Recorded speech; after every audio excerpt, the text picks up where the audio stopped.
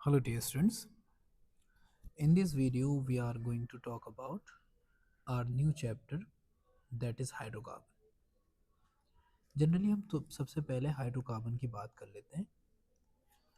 जब भी hydrocarbon chapter की बात होती है तो यहाँ पे ये दो वर्ड हैं, हाइड्रो जो रिप्रेजेंट करता है हाइड्रोजन को और कार्बन जो रिप्रेजेंट करता है कार्बन को। तो ऐसे कंपाउंड्स जो सिर्फ और सिर्फ सिर्फ हाइड्रोजन और कार्बन से मिलकर बने हो, उन कंपाउंड्स को कंबाइनली हम हाइड्रोकार्बन्स पढ़ते हैं। ठीक, अब मेनली इनका सबसे जो इम्पोर्टेंट चीज़ आती है वो आती है कि भाई इनके सोर्सेज क्या हैं।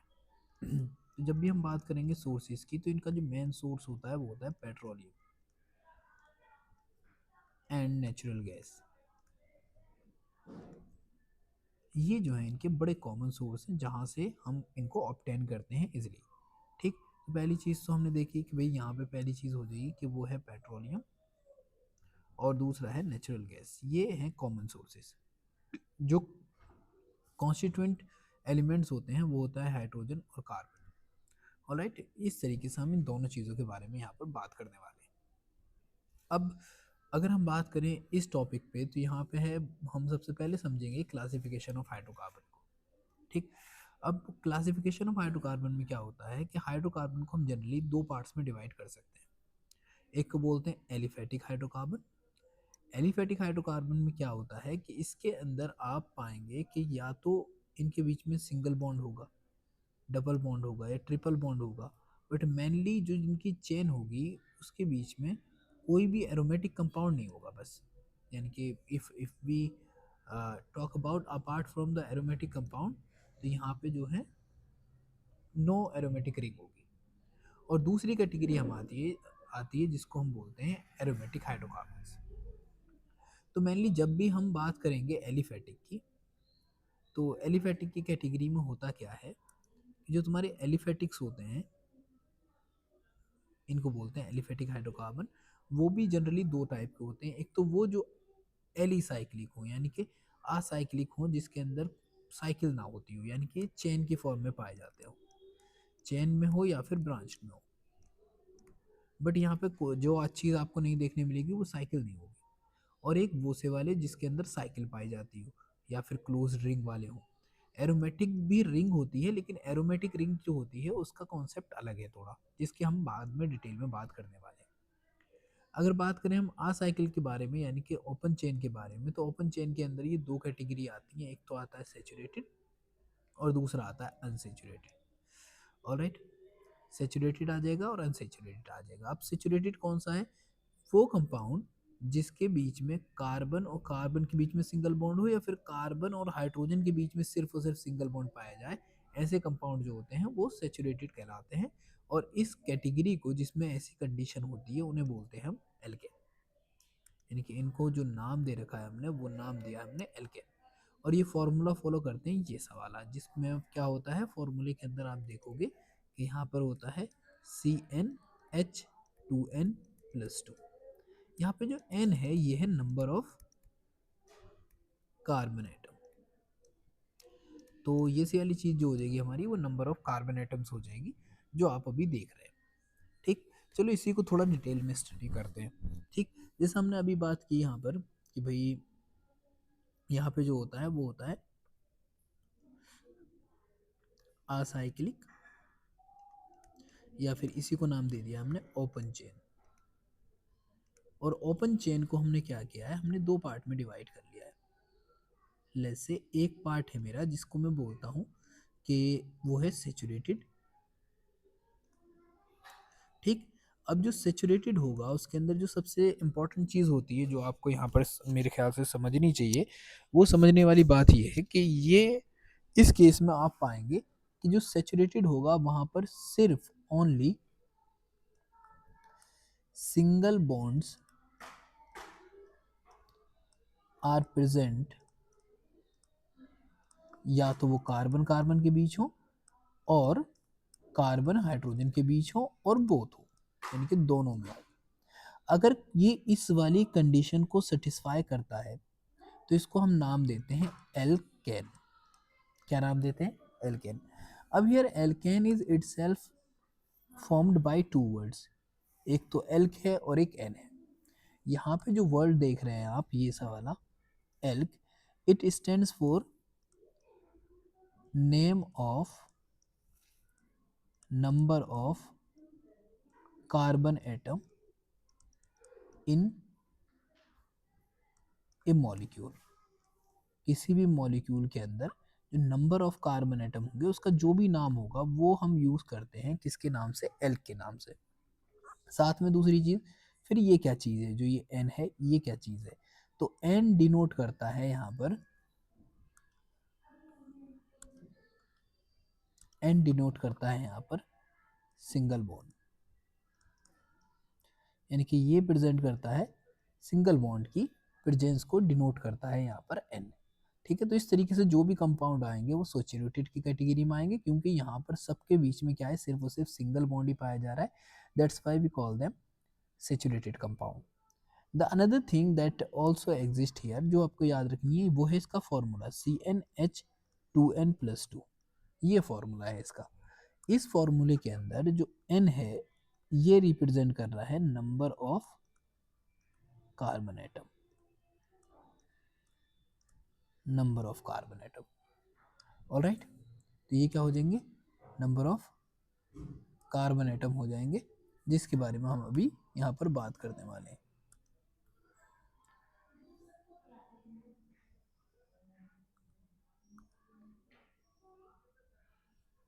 ऑलराइट,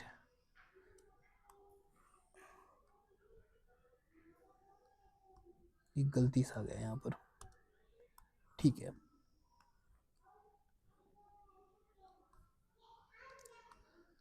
अब हम बात करने वाले थे कि भाई एल्केन की बात कर लेते हैं सबसे पहले। तो लेट्स से अगर मैं यहीं पे बात करता हूँ इसी चीज़ की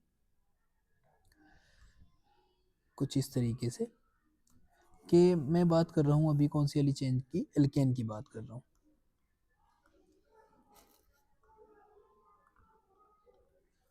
सॉरी, एल्केन की।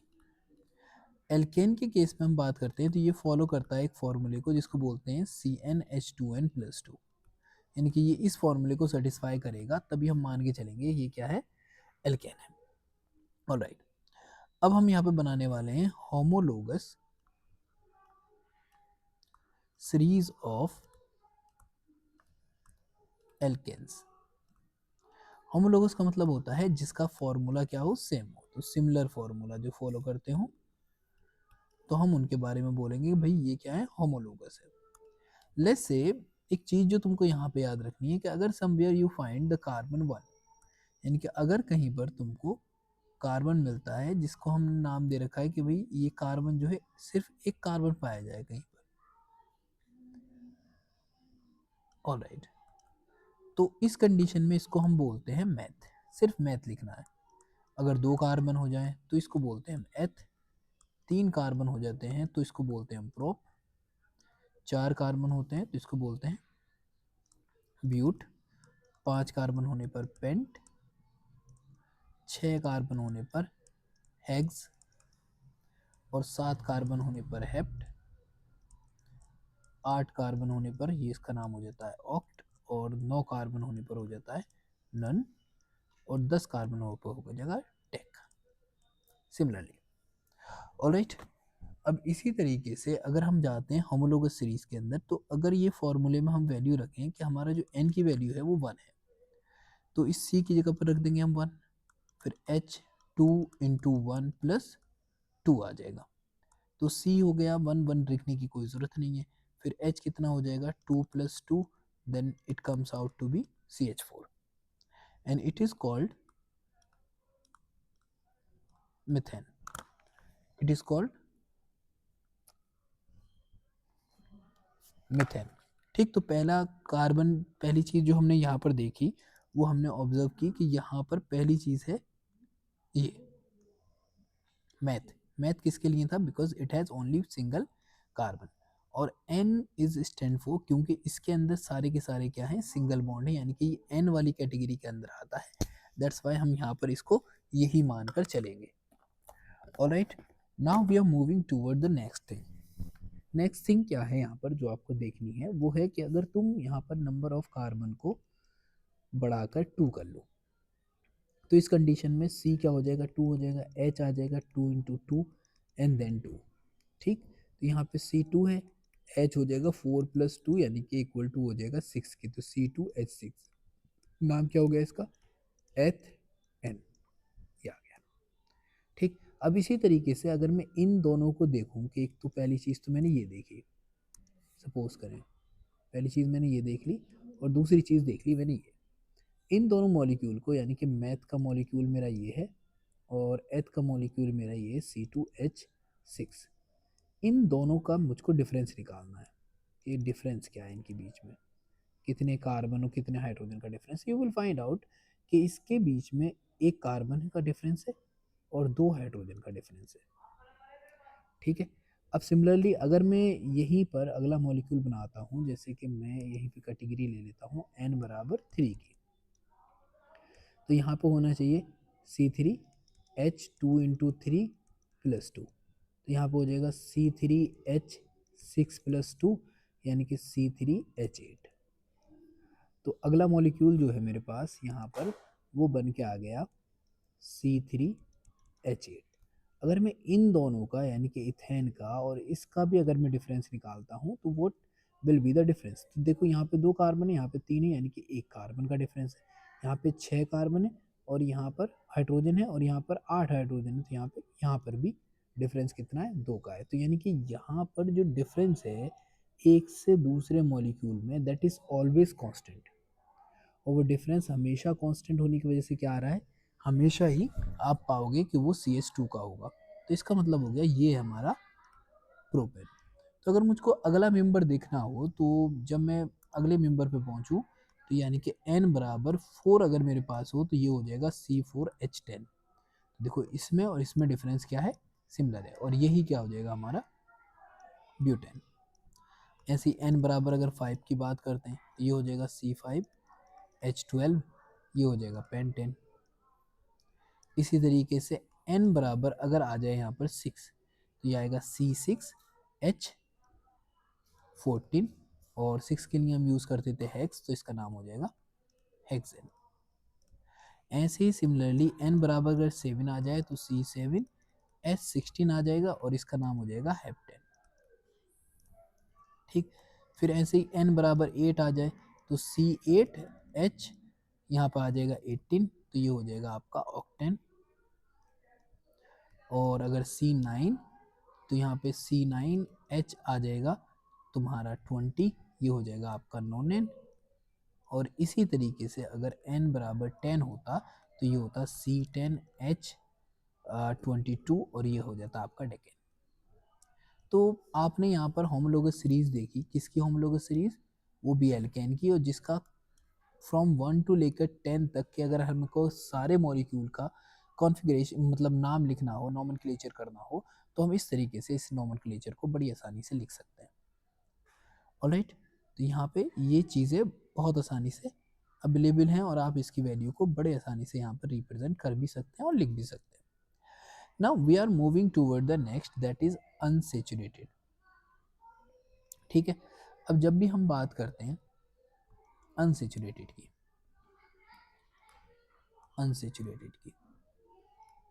तो अगर सीधे शब्दों में बोला जाए तो अनसेचुरेटेड का मतलब होता है कि जिसमें सारे के सारे बॉन्ड एक जैसे ना हो। जैसे यहाँ पे सेचुरेटेड होने की कंडीशन क्या थी, अगर हम ध्यान से देखते हैं तो भाई सबके बीच में क्या होने चाहिए थे, सिंगल बॉन्ड होने चाहिए थे, तभी हम क्या बोल रहे थे कि वो अनसेचुरेटेड होगा। यहाँ पर अनसेचुरेटेड होने के लिए क्या है कि या तो यहाँ पर अपार्ट फ्रॉम सिंगल बॉन्ड, मैं इसको लिखता हूँ apart from single bond there are presence of double bond और ट्रिपल बॉन्ड। तो इसको और को एंड लिखो, एंड ट्रिपल बॉन्ड, यानी कि सिंगल बॉन्ड तो है लेकिन उसके साथ में अगर यहाँ पर डबल बॉन्ड और ट्रिपल बॉन्ड जैसे भी आ जाए, तब उस कंडीशन को क्या बोलते हैं हम, अनसेचुरेटेड बोलते हैं। अब अनसेचुरेटेड की एक खास बात और क्या है कि अनसेचुरेटेड जो होते हैं ना, इनको हम और दो कैटेगरी के अंदर डिवाइड कर सकते हैं। कौन कौन सी कैटेगरी वो हो जाएंगी, उसके बारे में और देखना पड़ेगा। तो लेट्स से हम इसकी कैटेगरी बनाते हैं। एक कैटेगरी आती है जिसके अंदर सिर्फ और सिर्फ कंपाउंड जिसके अंदर एटलीस्ट वन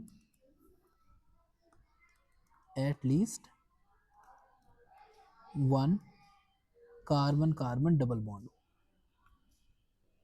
ठीक, इस कंडीशन में इसका नाम क्या हो जाता है, एल्क, और साथ में वर्ड ऐड होता है ईन। अब ये जो वर्ड तुमने अभी ईन सुना, ठीक, एल्क तो हम जानते हैं, बहुत क्लियरली हमको पता है कि भाई एल्क का मतलब क्या होता है। तो एल्क का मतलब क्या होता है, name of number of carbon, यानी कि नंबर ऑफ कार्बन जितने भी होंगे उसमें क्या कर देंगे हम, इस नाम को ऐड कर देंगे। ठीक, तो और इन का मतलब होता है डबल बॉन्ड। ऑलराइट, इनका मतलब क्या हो जाता है, डबल बॉन्ड। तो अगर हम इस यहीं पे बात अगर की जाए और हम बात करते हैं कि चलो जी, आपने एल्कीन की बात की, तो एल्कीन का कोई एक डिफरेंट फार्मूला भी होता होगा। तो ऑफकोर्स इसका फार्मूला क्या होता है, इसका फार्मूला होता है CnH2n, यानी कि यहाँ पे जो हम पहले यहाँ पे जोड़ रहे थे टू एल्केन के अंदर, एल्कीन में क्या करते हैं हम टू नहीं ऐड करते, सिर्फ CnH2n कर देते हैं। एन आप फिर से जानते हैं, तो हम लिखते हैं यहाँ पे होमोलोगस सीरीज ऑफ एल्कीन। ठीक, कौन सा फॉर्मूला फॉलो करेगी, तो फॉर्मूला फॉलो करेगी कौन सा वाला, वो है CnH2n का। यानी कि अगर एक कार्बन है तो यहाँ पर दो हाइड्रोजन होने चाहिए, 2 × 1। तो चलो इसी तरीके से देखते हैं। तो अगर n बराबर 1 है तो C बराबर 1 हो जाएगा, H बराबर आ जाएगा 2 × 1, और हमारा फॉर्मूला बन के आ गया CH2। करेक्ट, तो इसका नाम क्या होना चाहिए, मेथीन, जो कि गलत है, कंप्लीटली गलत है। ठीक, क्योंकि हमेशा याद रखना जो कार्बन होता है उसकी वैलेंसी होती है 4। कितनी होती है वैलेंसी, 4 है। लेकिन यहाँ पर वैलेंसी 4 होने की वजह से यू विल फाइंड आउट कि यहाँ पर जो है सिर्फ और सिर्फ वैलेंसी कितनी है, 2, क्योंकि सिर्फ दो हाइड्रोजन ऐड हो रहे हैं, बाकी उसके पास कोई दूसरी बॉन्ड बनाने की जगह है ही नहीं। तो that's why it is not exist. ठीक, ये एग्जिस्ट ही नहीं करता। Then what we really need to do, तो हमको हमारा जो पहला मेंबर होगा वो कभी भी n बराबर 1 वाला होगा ही नहीं। कौन सी वाली सीरीज में, एल्कीन की सीरीज में। तो कौन सा होगा, n बराबर 2 वाला होगा। तो यहाँ पे हो जाएगा 2, और ये आ जाएगा 2 × 2, यानी कि यहाँ पर हमारा जो फॉर्मूला आ गया वो आ गया C2H4, जिसका मतलब होता है एथीन। ठीक है, अगर n बराबर 3 हो जाता तो यहाँ पे हो जाता C3, और H हो जाता 2 × 3 का मतलब 6। इसको हम नाम देते प्रोपीन। ऐसे ही अगर n बराबर 4 हो जाए तो ये होगा 4, तो ये हो जाएगा फिर 8, और ये हो जाएगा हमारा ब्यूटेन। अब being homologous series, what you will notice कि अगर तुम इन दोनों में कंपेयर करते हो तो डिफरेंस CH2 का होगा। इन दोनों में भी कंपेयर करोगे तो डिफरेंस क्या होगा, CH2 का ही होगा। ठीक, तो होमोलोगस के लिए डिफरेंस कोई भी कंपाउंड हो हमेशा सिमिलर ही आता है। n बराबर 5 होने पर ये होगा C5, और H10 हो जाएगा, नाम आपको पता है, नाम हो जाएगा पेंटीन। और अगर n बराबर 6 कर दें तो ये C6 हो जाएगा, H12 हो जाएगा, और इसका नाम हो जाएगा हेक्सेन। इसी तरीके से आप हर बार सिर्फ और सिर्फ एक कार्बन और दो हाइड्रोजन जोड़ने के बाद यू विल फाइंड आउट कि आपके जो कंपाउंड्स हैं उनका फॉर्मेशन होता जाता है। ठीक, और इस सीरीज़ के अंदर आप यू विल नोटिस कि जो चीज़ें हैं वो सेम पैटर्न में बढ़ती जाएंगी। बस तुमको याद रखना है कि यहाँ पर जो कुछ भी है वो एक फॉर्मूले को फॉलो करता है, और वो फॉर्मूला है ये सवाल। Right, now we are moving toward the next की तरफ अगर हम पहुँचें तो we see here at least one triple bond किसके बीच में, कार्बन कार्बन के बीच में प्रेजेंट होना चाहिए। ठीक, तो इसको एक नाम दिया गया, वो नाम क्या था, वो नाम है एल्काइन। ठीक, और ये YNE जो वर्ड ऐड हुआ है, ये YNE जो वर्ड ऐड हुआ है, ये YNE वर्ड रिप्रेजेंट करता है ट्रिपल बॉन्ड को, सिंपली ट्रिपल बॉन्ड को। कौन सा फॉर्मूला ये फॉलो करेंगे, ये फॉर्मूला फॉलो करेंगे CnH2n-2, ये इनका फॉर्मूला होता है। ठीक है, ये क्या होता है, इनका फॉर्मूला होता है जिसको ये फॉलो करने वाले हैं। ठीक है, तो अब इसकी भी एक हम लोग सीरीज को हम बना के देख लेते हैं, जिससे हमारा थोड़े थॉट क्लियर हो जाए। ठीक है, तो चलो यहाँ पे हम बात कर लेते हैं अभी होमोलोगस सीरीज ऑफ एल्काइन। ठीक, तो हम बात कर रहे हैं एल्काइन की सीरीज, फॉर्मूला होता है इसका CnH2n-2। अब यहाँ पे बात चलती है क्या इसका भी n बराबर 1 बन सकता है, तो बना के देख लेते हैं। C1H2 × 1 प्लस माइनस यहाँ पे आएगा -2, तो यानी कि फॉर्मूला बन के आया CH2 - 2, यानी कि 2 से 2 कट जाएगा, तो यहाँ पे हमारा फॉर्मूला बना CH, तो 0 हो गया, तो मतलब सिर्फ फॉर्मूले में C बचा है। क्या ऐसा एग्जिस्ट कर सकता है? No, it does not exist. तो फिर क्या होगा, एग्जिस्ट करेगा तुम्हारा n बराबर 2, क्योंकि जो शर्त है, जो कंडीशन है, वो ये है कि there must be presence of triple bond between carbon carbon. तो अब कार्बन कार्बन के बीच में ट्रिपल बॉन्ड होने के लिए यहाँ पे एटलीस्ट कार्बन कार्बन भी तो होने चाहिए। ठीक, तभी तो ट्रिपल बॉन्ड बनेगा।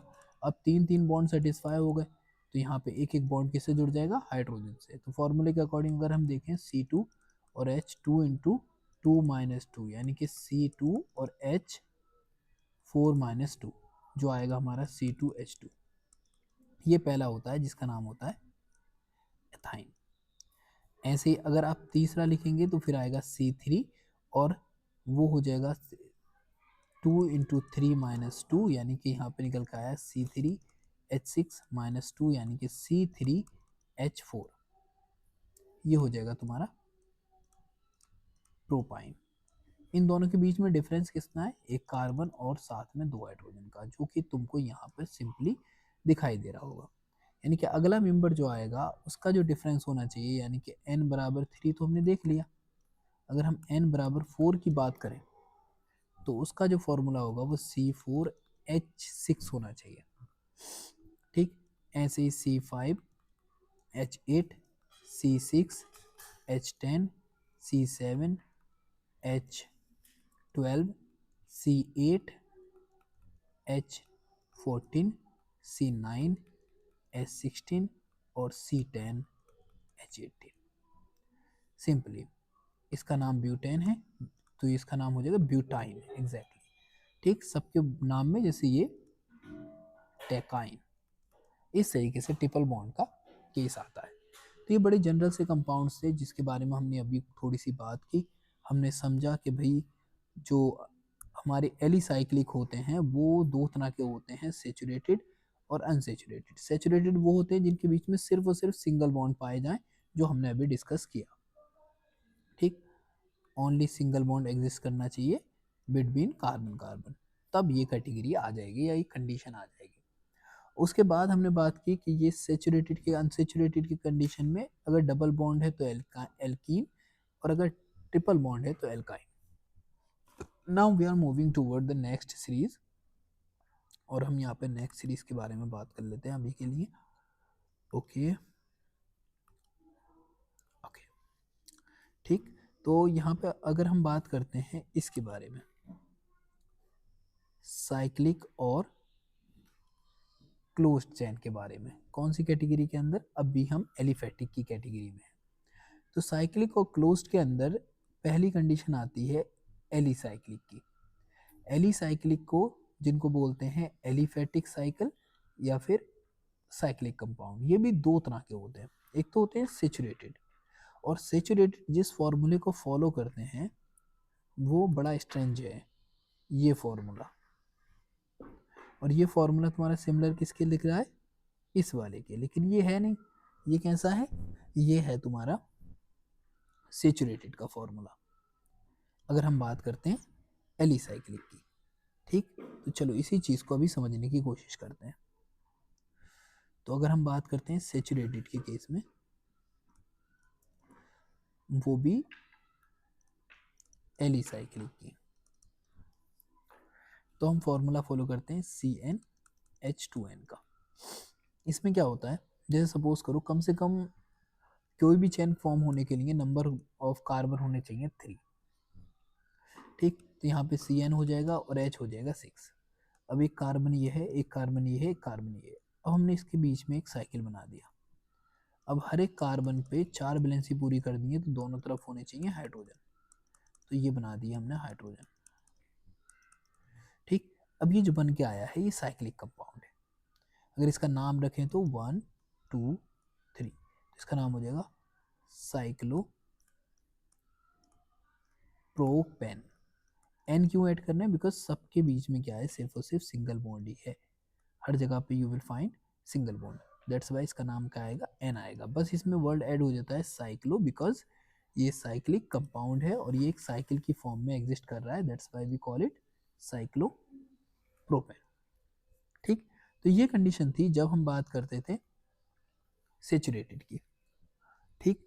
अब बात करते हैं हम इसके बाद, जैसे सपोज करो एक कंपाउंड अगर कोई इस तरीके से लिख के दिखाए, जैसे हम सपोज करते हैं इसको इसको यू लिखा जा सकता है, ये सवाल जो है ये साइक्लोप्रोपेन है। अगर कोई इस तरीके से लिखता है तो इसका मतलब इसके बीच में कोई भी डबल बॉन्ड नहीं है, ठीक, सिर्फ और सिर्फ क्या है, सिंगल बॉन्ड ही। ऐसे ये जो है ये क्या कहलाएगा, ये कहलाएगा साइक्लो, और 4 कार्बन है, 4 कॉर्नर है, तो इसको बोलेंगे cyclobutane. Now we talk about alicyclic unsaturated, ठीक। अब जैसे अनसेचुरेटेड की कैटेगरी के अंदर दो ही कैटेगरी आती हैं सिंपली। पहली कैटेगरी आ जाएगी जिसके अंदर होता है साइक्लो एल्कीन, यानी कि एटलीस्ट एक मतलब डबल बॉन्ड होना चाहिए, कैसे, CnH2n-2, और ये फॉर्मूला आपको लग रहा होगा एल्काइन की तरह, बट इट इज़ नॉट। क्यों, जैसे लेट्स से हमने यही बना दिया, हम n बराबर ले लेते हैं 3, ठीक। तो यहाँ पर आएगा 3, H आ जाएगा 2 × 3 - 2, यानी कि C3H हो गया 6 - 2, यानी कि C3H4। अगर मैं एक मॉलिक्यूल बनाता हूँ ऐसा, ठीक, ये हर एक कार्बन है, ये हर कॉर्नर पे, इन दोनों के बीच में एक डबल बॉन्ड आ गया, तो इसकी बैलेंसी हो गई 4, 1 2 3 4। ऐसे ही इसकी बैलेंसी भी हो जाएगी 4, 1 2 3 4। इसकी बैलेंसी के लिए हम लगा देंगे ये, और ये जो बन के आया है ये मेरे पास साइक्लो प्रो पी, इस तरीके से। अगर यहीं पे ये इस तरीके से होता तो इसे बोलते हैं हम साइक्लो ब्यूटीन।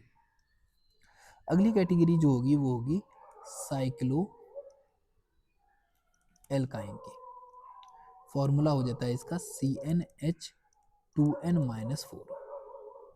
अगर ये कंडीशन है तो इसका मतलब क्या है, यहाँ पर एल्काइन का अनसेचुरेटेड कंपाउंड पाया जा रहा है। ऑलराइट, इस तरीके से तुम इन क्वेश्चंस को नॉर्मली समझ सकते हो या सिचुएशन को समझ सकते हो। बस साइक्लिक कंपाउंड में वर्ड साइक्लो ऐड करना होता है। अब हम जाने वाले हैं दूसरी कैटेगरी पर, और वो दूसरी कैटेगरी है हमारी एरोमेटिक हाइड्रोकार्बन, जो हम इस चैप्टर में डिटेल में स्टडी करेंगे जब हम थोड़ा आगे पहुंचेंगे तो, ठीक है। तो उस टाइम हम इसके बारे में डिटेल में स्टडी करते होंगे। अब जब भी हम एरोमेटिक हाइड्रोकार्बन की बात करते हैं तो इसको हम दो कैटेगरी में बांटते हैं, पहला बेंजीनोइड्स, दूसरा नॉन बेंजीनोइड। बेंजीनोइड्स वो होते हैं जिसमें बेंजीन रिंग प्रेजेंट हो। कौन सी बेंजीन रिंग, ये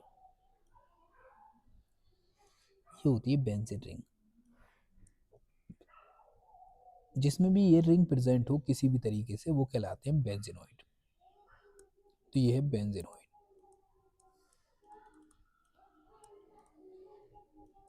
aromatic compound and they are being unsaturated. ये अनसेचुरेटेड है क्योंकि इनके पास क्या है, डबल बॉन्ड है, but still they are more stable because of their resonance energy.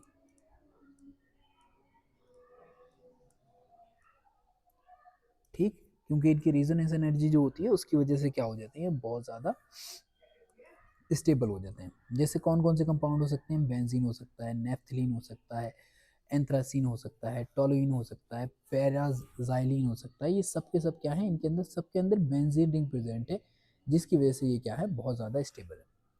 हम आगे इसके बारे में डिटेल में बात करेंगे। अब बात करते हैं नॉन बेंजोनोइड, यानी कि वो कंपाउंड जो एरोमेटिक तो हों, जो स्टेबल भी हों, लेकिन उनके पास सिर्फ बेंजीन रिंग ना हो, यानी कि ये सी वाली जो रिंग है इसकी क्या हो जाए, एब्सेंस हो जाए, एब्सेंस हो। ठीक, उनको हम रखते हैं नॉन बेंजोनोइड की कैटेगरी के अंदर। ठीक है, अब नॉन बेंजोनोइड के अंदर जैसे यहाँ पर दे रखा है azulene, it is also one of example. Azulene क्या है, एग्जाम्पल है जो बताता है हमको कि भाई ये क्या है, एरोमेटिक करेक्टर दिखाता है, जो हम आगे डिटेल में बात करेंगे। बस यहाँ पे एब्सेंस होनी चाहिए किसकी, बेंजीन रिंग की। ये एक छोटा सा इंट्रोडक्शन था जो आपकी जिसने हेल्प की होगी ये जानने में कि भाई यहाँ पर कितनी इन्फॉर्मेशन है जो हम इंट्रोडक्शन से सीख सकते हैं। Alright, now we are moving to the next topic और नेक्स्ट पॉइंट जो हम आगे यहाँ पर स्टडी करने वाले हैं अभी। Okay, let's look at it. हमारी पहली कैटेगरी ये थी जो हमने बात की अभी। ठीक, इसका जनरल फार्मूला क्या होता है, वो ये होता है। इस आर का मतलब क्या है, यहाँ पर आर का मतलब यही है कि किसी न किसी फॉर्म में कोई ना कोई एल्काइल ग्रुप होगा यहाँ पर। तो ये एक एच और जुड़ जाए इसके अंदर, जैसे ये जुड़ गया तो हम पूरे फार्मूले को क्या लिख सकते हैं, कुछ इस तरीके से। जनरल फार्मूला ये आ गया। ये sp3 हाइब्रिडाइजेशन शो करते हैं, जिसकी वजह से इनकी ज्योमेट्री क्या हो जाती है, टेट्राहेड्रल हो जाती है। ठीक, अगर तुम चाहो तो हम इसको समझ सकते हैं कुछ इस तरीके से। देखिए ये है कार्बन, एटॉमिक नंबर होता है इसका 6। अगर मैं इसका कॉन्फ़िगरेशन लिखूं तो मैं लिखूंगा 1s2 2s2 और 2p2। ठीक, ये according two of wow rule. Alright, इसके अकॉर्डिंग है, ऑफ वाउ रूल के अकॉर्डिंग है। अब ये जो ऑर्बिटल है ये हमारी इनर ऑर्बिटल है, ये सी वाली जो ऑर्बिटल है ये है इनर ऑर्बिटल, इनर ऑर्बिटल्स। ठीक, जो कि does not participate in bonding, यानी कि ये बॉन्डिंग के अंदर पार्टिसिपेट नहीं करने वाली। ठीक है, फिर ये क्या है, ये है हमारी outermost shell. Let me make it more clear. ठीक, ये जो है ये है हमारी outermost shell, outermost shell या फिर ऑर्बिटल्स। और ये हमेशा क्या करती हैं, participate in bonding, in bonding. Alright, तो ये यहाँ पर पार्टिसिपेट करेंगे इसके अंदर, बॉन्डिंग के अंदर। कैसे करेंगे, ये जो कंडीशन है यहाँ पर, ये एक ऑर्बिटल है जिसको s बोलते हैं, और ये जो होती है इसको बोलते हैं p। ठीक, तो यहाँ पर आप देख पा रहे होंगे कि यहाँ पर 2 इलेक्ट्रॉन है और यहाँ पर 1 इलेक्ट्रॉन इसमें होगा और 1 इलेक्ट्रॉन इसमें होगा। ठीक, तो s ऑर्बिटल को हम सिर्फ और सिर्फ सिंपली s से दिखा देते हैं। p ऑर्बिटल को हम दिखाते हैं, एक होती है px, एक होती है py और एक होती है pz। यानी कि ये बिल्कुल ऐसा है जैसे ये p ऑर्बिटल जो है 3 ऑर्बिटल्स होंगी, तो यहाँ पर एक होगी px, ये डंबल शेप होगी, ये है px, ये है py, ये py हो गई, और ये होती है pz, ये है बैक साइड और ये है फ्रंट। ठीक, तो ये हो गई मेरी pz ऑर्बिटल। अब इस ऑर्बिटल को बोलते हैं या इस अरेंजमेंट को बोलते हैं हम ग्राउंड स्टेट। अब जब ये बॉन्डिंग में पार्टिसिपेट करेगा या इसके चारों तरफ दूसरे एटम आते हैं जिनके साथ ये बॉन्ड का फॉर्मेशन करता है, तो ये जाता है एक्साइटेड स्टेट में। ठीक, एक्साइटेड स्टेट में ये जाएगा तो क्या होगा, जो 2s है उससे एक इलेक्ट्रॉन जंप करेगा यहाँ से, और वो जो आगे वाली खाली ऑर्बिटल है यानी कि 2p3 में पहुंच जाएगा। यानी कि ये एक इलेक्ट्रॉन इससे गया है और ये 3 ऑर्बिटल हो गई ये सी। अब इसमें क्या पाओगे कि एक इलेक्ट्रॉन यहाँ है, एक इलेक्ट्रॉन ये है, एक ये है और एक ये है। यानी कि तुम्हारी 3 ऑर्बिटल हैं और 3 ऑर्बिटल ये सी और एक ऑर्बिटल ये सी। इन सारी ऑर्बिटल्स के अंदर इक्वल नंबर ऑफ इलेक्ट्रॉन है, यानी कि equal number of electron present हैं इन दीज ऑर्बिटल्स। अब जैसे इनमें equal number of electron present हुए तो इनकी एनर्जी भी क्या हो गई, एनर्जी भी इक्वल हो गई। अब due to being equal in energy ये सारी की सारी ऑर्बिटल क्या करती हैं, इंटरमिक्स कर जाती हैं, और इंटरमिक्स करने की वजह से ये नई ऑर्बिटल्स बनाती हैं, न्यू हाइब्रिड ऑर्बिटल्स फॉर्म्स, जो क्या होंगी, सिमिलर होंगी in shape, size and most important energy, और इनको बोलेंगे हम हाइब्रिड ऑर्बिटल्स। और हाइब्रिड ऑर्बिटल्स जो होती हैं वो हमेशा इक्वल होती हैं जितनी नंबर ऑफ ऑर्बिटल इंटरमिक्स करेंगी उन्हीं के इक्वल होंगी नंबर ऑफ हाइब्रिड ऑर्बिटल्स।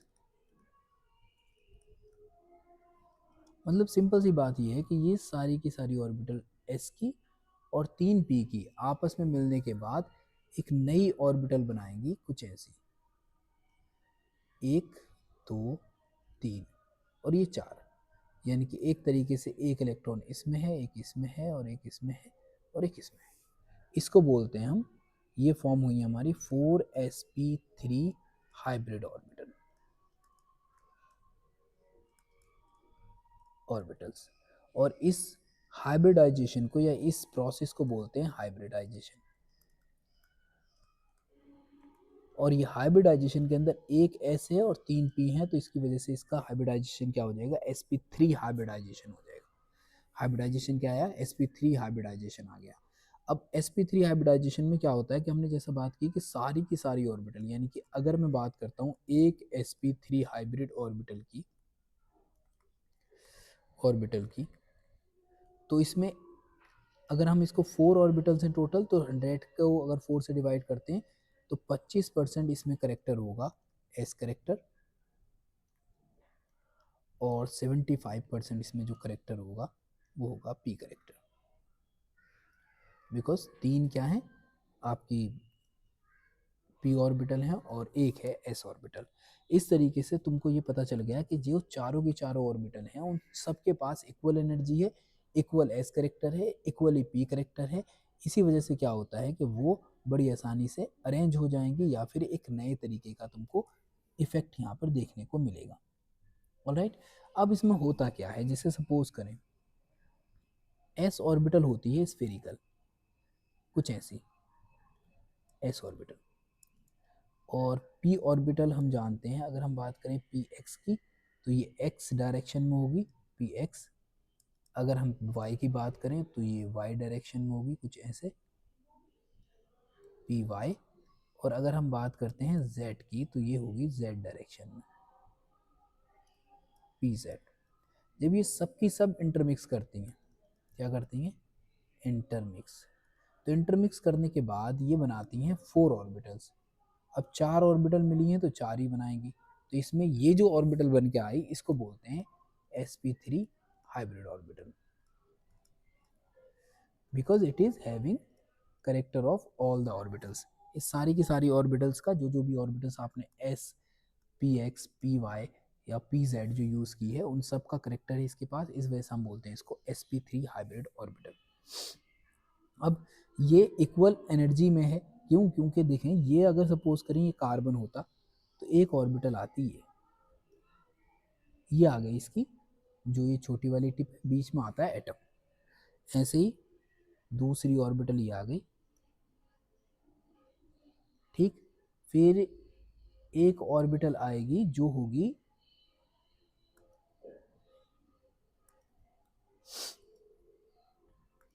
सामने की ओर, ठीक। और एक ऑर्बिटल होगी जो होगी पीछे की ओर।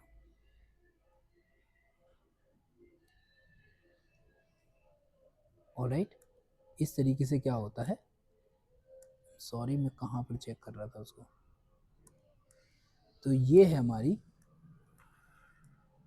बैक साइड और ये है हमारी फ्रंट साइड, ठीक। ये दोनों प्लेन में है। तो यहाँ पर आप पाओगे कि एक इलेक्ट्रॉन ये है, एक इलेक्ट्रॉन ये है, एक इलेक्ट्रॉन ये है और एक इलेक्ट्रॉन ये है, ठीक। तो अगर मैं इसी कार्बन को दिखाऊं तो ये कुछ ऐसा दिखेगा, एक ये आ गए इन प्लेन, ये दोनों की दोनों क्या है, दोनों बॉन्ड प्लेन में है।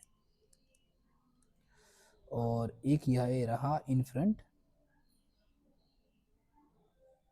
और ये रहा in back. Now let's look at it, कि अगर मैं तुमसे बोलता हूं कि मैं इस वाली लाइन को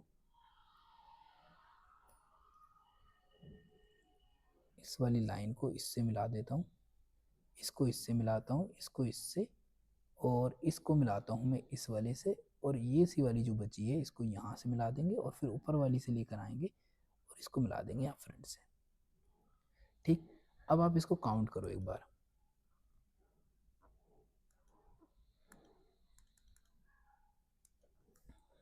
ये पहला फेज है, ये दूसरा फेज हो जाएगा, ये एक नीचे से होगा इसके, ये तीसरा होगा, और एक है इसके बैक साइड पर, वो हो जाएगा फोर्थ। यानी कि इसके कितने फेसेस या हेड हो गए, इसके हेड हो गए हमारे पास 4। इसी वजह से इसको बोलते हैं टेट्राहेड्रल शेप। और इसकी ज्योमेट्री भी कैसी है, ज्योमेट्री जो है वो डिपेंड करती है किस पर, हाइब्रिडाइजेशन पे। तो ज्योमेट्री है sp3 के अकॉर्डिंग टेट्राहेड्रल, ठीक। अब सपोज करो कि अगर यही मॉलिक्यूल होता और हम इसकी जगह पर बात करते कि हमारे पास मॉलिक्यूल है CH4, तो इस कंडीशन में होगा क्या, ये समझने वाली बात है। तो इस कंडीशन में सिर्फ इतना होता है कि ये जो ऑर्बिटल है आपकी, एक हाइड्रोजन इधर से आएगा, एक हाइड्रोजन इधर से आएगा, एक हाइड्रोजन इधर से, और एक हाइड्रोजन इधर से आ जाएगा, ठीक है। एक H, दूसरा, तीसरा और फोर्थ। साथ में ये अपने साथ जो इलेक्ट्रॉन लेकर आया है वो क्या कर लेंगे, पेयरिंग कर लेंगे, और पेयरिंग करने के बाद फॉर्मेशन होगा हमारे CH4 का, जिसकी जो शेप है वो है टेट्राहेड्रल। साथ में जो इसकी ज्योमेट्री है वो है टेट्राहेड्रल, और साथ में ही यहाँ पर अगर हम हाइब्रिडाइजेशन की बात करें तो वो है sp3, ठीक है। तो इस तरीके से मॉलिक्यूल हमको मिलते हैं।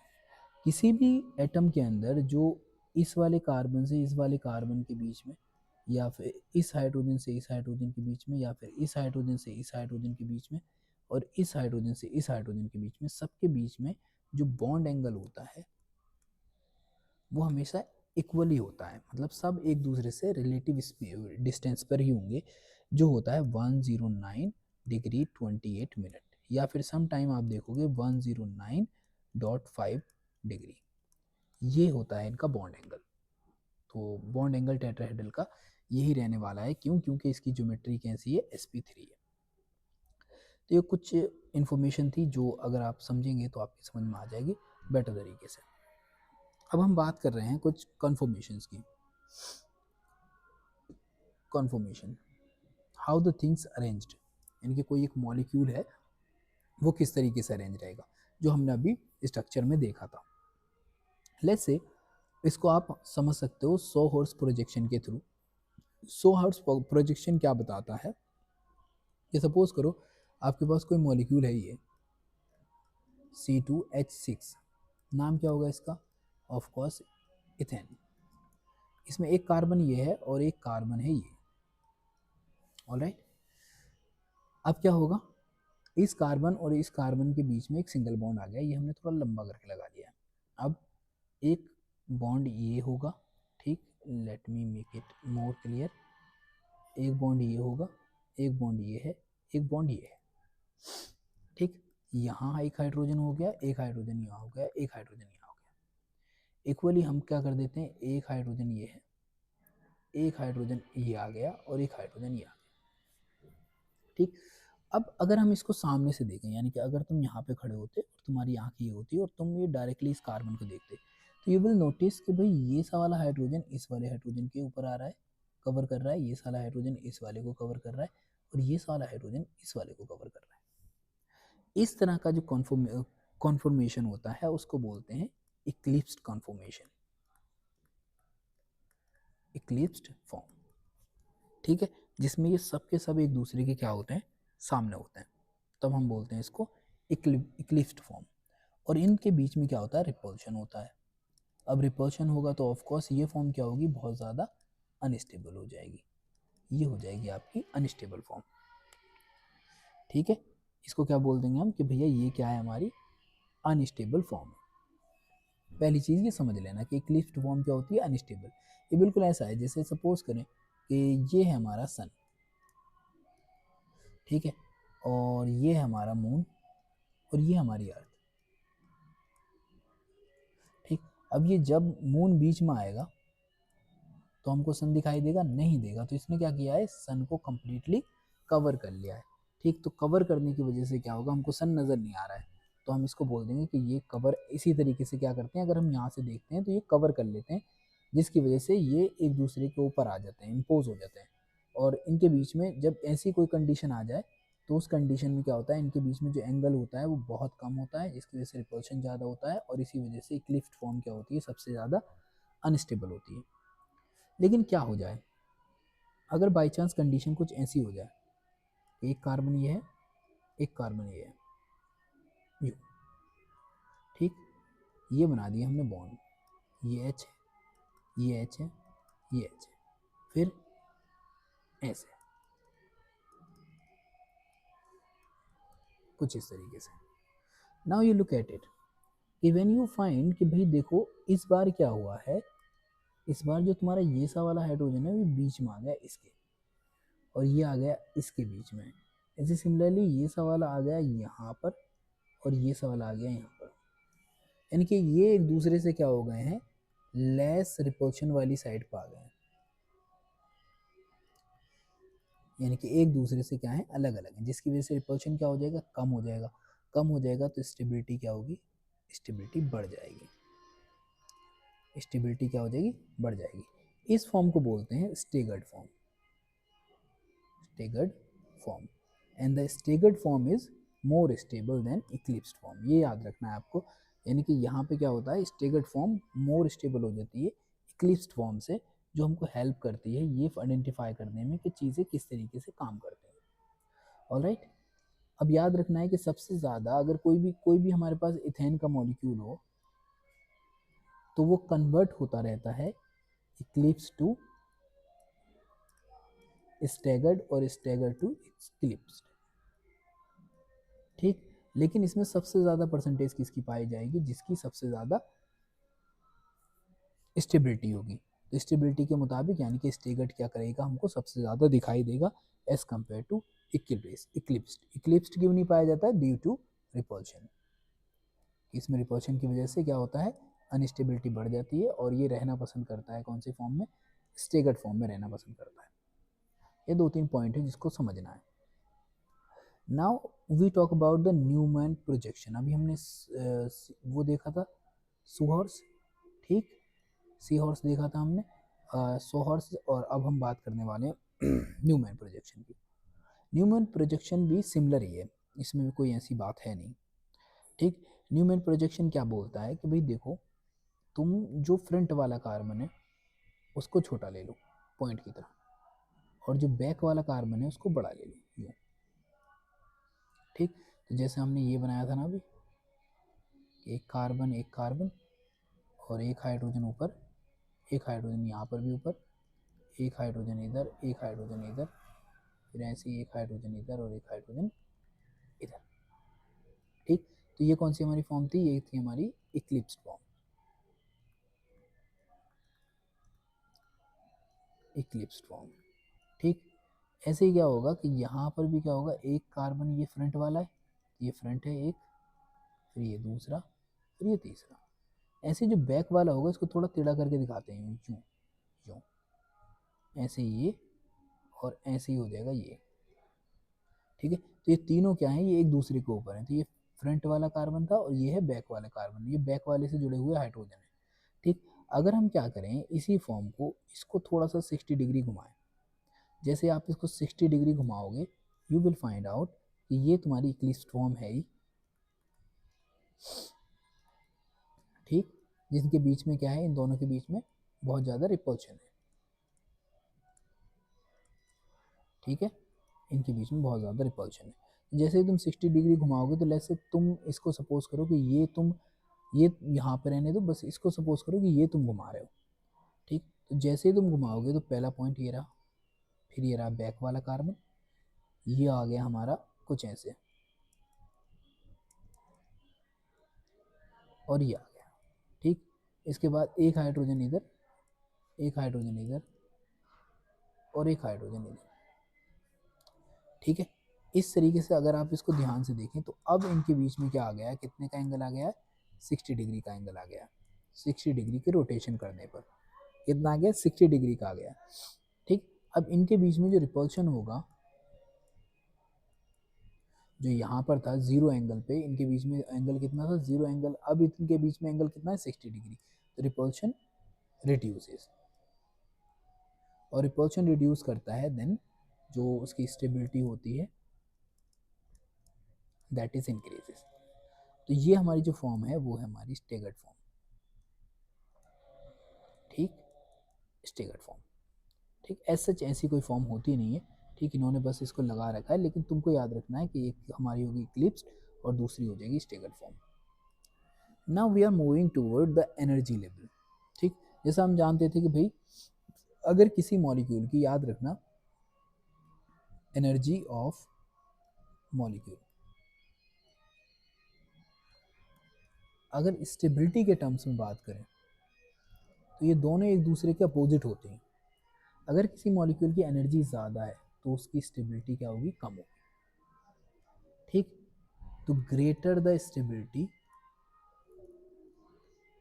Stability of any molecule if lesser the energy.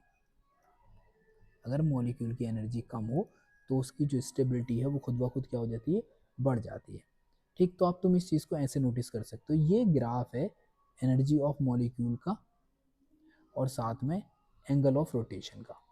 ठीक, तो सबसे ज़्यादा स्टेबल फॉर्म जो होती है वो स्टेगर्ड ही होती है। तो यहाँ पर अगर हम देखें स्टेगर्ड के अंदर, तो यहाँ पर ये मॉलिक्यूल का फ्रंट है और ये बैक वाला है, इन दोनों के बीच में 60 डिग्री का एंगल है, यानी कि रिपल्शन कम होगा।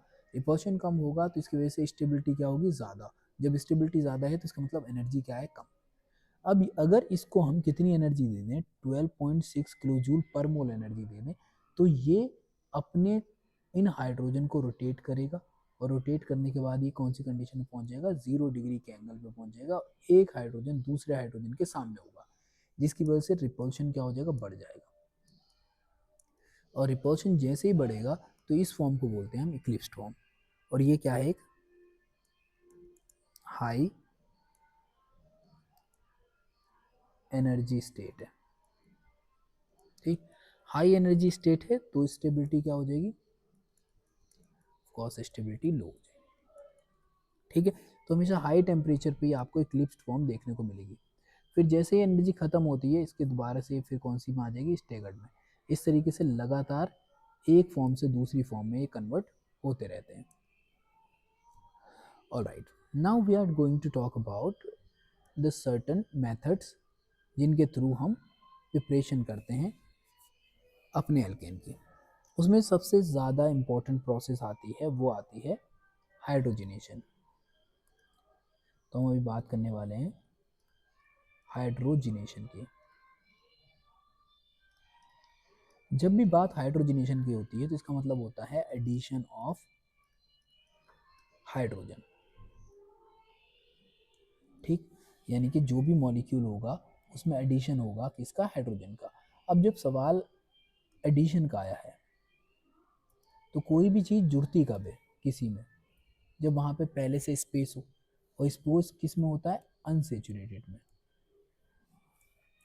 तो जो भी अनसेचुरेटेड एल्कीन या फिर एल्काइन होते हैं, अगर हम उसके अंदर ऐड कर दें हाइड्रोजन को तो इस प्रोसेस को बोलते हैं हाइड्रोजनेशन। ठीक, या फिर जनरली बोल देते हैं इसको कि यहाँ पर क्या हो रहा है, अभी रिडक्शन हो रहा है बिकॉज एडिशन ऑफ हाइड्रोजन हो रहा है। लेट्स से तुम्हारे पास एक मॉलिक्यूल है सिंपल सा CH2 डबल बॉन्ड CH2, हम जानते हैं इसका नाम होता है एथीन। 2 कार्बन है और साथ में डबल बॉन्ड है। अब मुझको क्या करना है, इसको हाइड्रोजन को ऐड करना है। रिएक्शन होगी किसकी प्रेजेंस में, या तो यहाँ पर रिने निकल हो, ये होता है कैटलिस्ट, या फिर इसकी जगह PT आ जाए, या फिर इसकी जगह आ जाए PD। ये जो तुमने अभी देखे हैं इन सबको बोलते हैं हम कैटलिस्ट। यानी कि अगर किसी चीज़ की प्रेजेंस में हो रहा है तो इसको बोल देंगे हम कैटलिस्ट। ये किसी रिएक्शंस के अंदर कंज्यूम्ड नहीं होते, नॉट कंज्यूम्ड। क्यों, क्योंकि ये रिएक्शन करवाते हैं और करवाने के बाद लास्ट में वैसे के वैसे ही बच के निकल जाते हैं।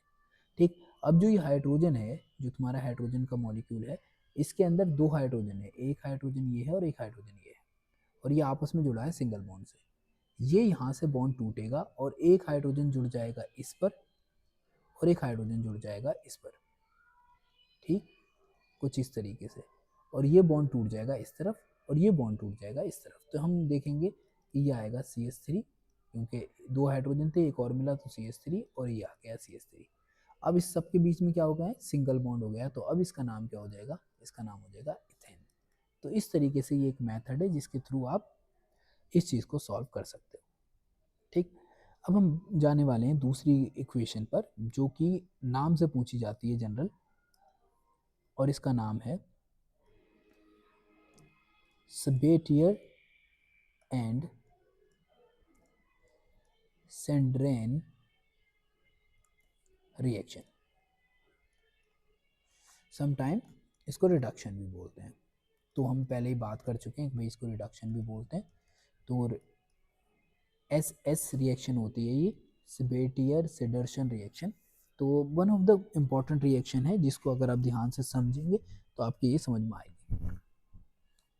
Now let's talk about it. इसमें भी क्या होता है, इसके अंदर सिर्फ और सिर्फ अगर आप निकल का इस्तेमाल कर रहे हो एज ए कैटलिस्ट, जो कि हम यहाँ पे निकल का इस्तेमाल कर भी चुके हैं, तो सिमिलरली इसी निकल का अगर तुम यहाँ पर इस्तेमाल करते हो और टेम्परेचर रखते हो थोड़ा हाई, ठीक, यानी कि अगर CH2 डबल बॉन्ड CH2 हो आपके पास और आप रिडक्शन करा रहे हो इसकी प्रेजेंस में, निकल की प्रेजेंस में, और साथ में टेम्परेचर है आपका 523 टू 573, तो इस कंडीशन में भी सिमिलरली एक मॉलिक्यूल टूटेगा हाइड्रोजन का, कुछ ऐसा आएगा ये इसके पास, ये बॉन्ड इधर टूट जाएगा, ये बॉन्ड इधर टूट जाएगा, और इनके बीच में बॉन्ड बन जाएगा, और इनके बीच में बॉन्ड बन जाएगा, और हमारे पास ये मॉलिक्यूल बन के आ जाएगा।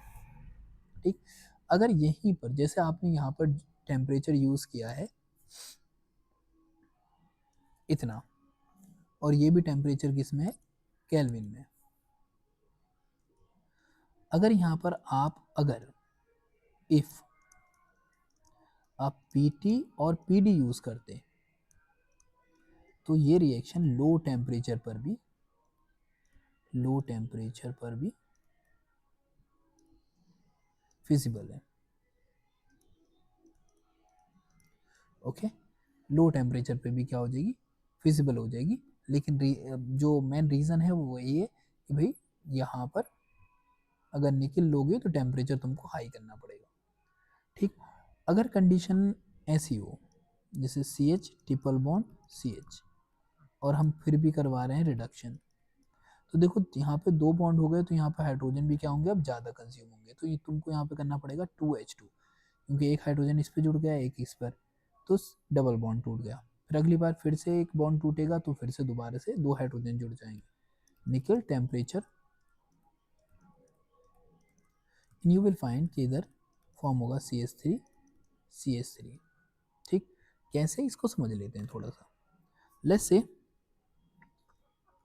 ये है तुम्हारे पास CH ट्रिपल बॉन्ड CH, आपने सबसे पहले रिएक्शन करवाई हाइड्रोजन से, निकल टेम्परेचर तुम्हारा वही है हाई टेम्परेचर, ये हाइड्रोजन जाएगा ठीक कुछ इस तरीके से ठीक, ये बॉन्ड टूटेगा इस तरफ जिससे इनके बीच में बॉन्ड फॉर्म होगा, और ये बॉन्ड टूटेगा इस तरफ तो इनके बीच में बॉन्ड फॉर्म होगा, और हमारे पास बन के आएगा ये।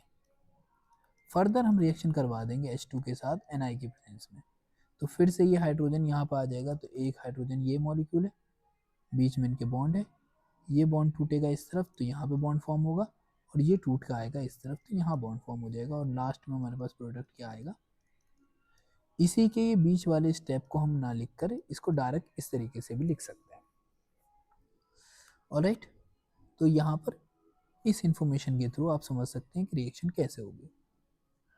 अब दूसरी रिएक्शन जो आती है जनरली हम यहाँ पे बात करने वाले हैं, वो बात करने वाले हैं हम वुड्स रिएक्शन की। वुड्स रिएक्शन जो है इसका मेनली यूज होता है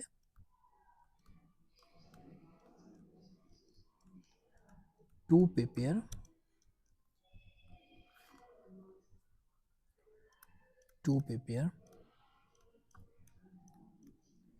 heavy hydrocarbon from हेलोएल्केन्स, यानी कि जो हेलोएल्केन्स होते हैं उनसे हैवी हाइड्रोकार्बन बनाने के लिए हम जनरली इसका इस्तेमाल करते हैं। कैसे होगा, जैसे ये सपोज करो ये कोई R है, ये X है प्लस, यहाँ पे ले लिया हमने सोडियम, फिर यहाँ पे हम XR है, यानी कि जो ये मॉलिक्यूल था इसको ही इसी तरीके से लिख देंगे, इसकी प्रेजेंस में, वो भी ड्राई ईथर की प्रेजेंस में ठीक। अब क्या होगा, अब होगा ये कि ये X, ये Na और ये X आपस में जुड़ेंगे और ये बना लेंगे यहाँ पर 2 टाइम NaCl, Cl लिख रहे हैं हम X ठीक, और यहाँ पर बचेगा क्या, एक R दूसरे R से जुड़ जाएगा। यहाँ पे जो R है ये कुछ भी हो सकता है, ये CH3 भी हो सकता है, ये C2H5 भी हो सकता है, ये कोई रिंग भी हो सकती है साइक्लिक वाली ठीक, ये कोई रिंग भी हो सकती है, कुछ भी हो सकता है XYZ। और ये X जो है ये या तो क्लोरीन होगा, ब्रोमीन होगा या फिर आयोडीन होगा, इनमें से कुछ भी हो सकता है ये X। लेट्स एक क्वेश्चन करके देखते हैं। तुम्हारे पास ये है CH3CH2Br, इसकी रिएक्शन करवानी है आपको वुड्स रिएक्शन, तो यहाँ पे हम सोडियम ले लेंगे, फिर Br को पहले लिखेंगे और लास्ट में लिख देंगे C2H5 ठीक। प्रेजेंस वही ड्राई ईथर की रहेगी। जब रिएक्शन करवाएंगे तो वी नो कि ये जो Br है वो किसके साथ जुड़ता है, सोडियम के साथ, और ये Br भी जुड़ेगा सोडियम के साथ, और ये सोडियम के साथ जुड़ने के बाद बना लेगा सॉल्ट, यानी कि NaBr। बचा क्या, इधर बचा C2H5 और इधर भी बचा C2H5, ये आपस में जुड़ जाएंगे एक दूसरे से, और इस तरीके से बन के आएगा हमारा ब्यूटेन। अब यहाँ पे सिर्फ 2 कार्बन थे और यहाँ पे सिर्फ कितने हो गए, 4 कार्बन हो गए, तो ये लाइटर से, जो लाइटर हाइड्रोकार्बन या हैलाइड्स होते हैं, से हैवियर हाइड्रोकार्बन्स बनाने के लिए यूज किया जाता है। This is the one of the important reaction, आप इसको करके देखना एक बार।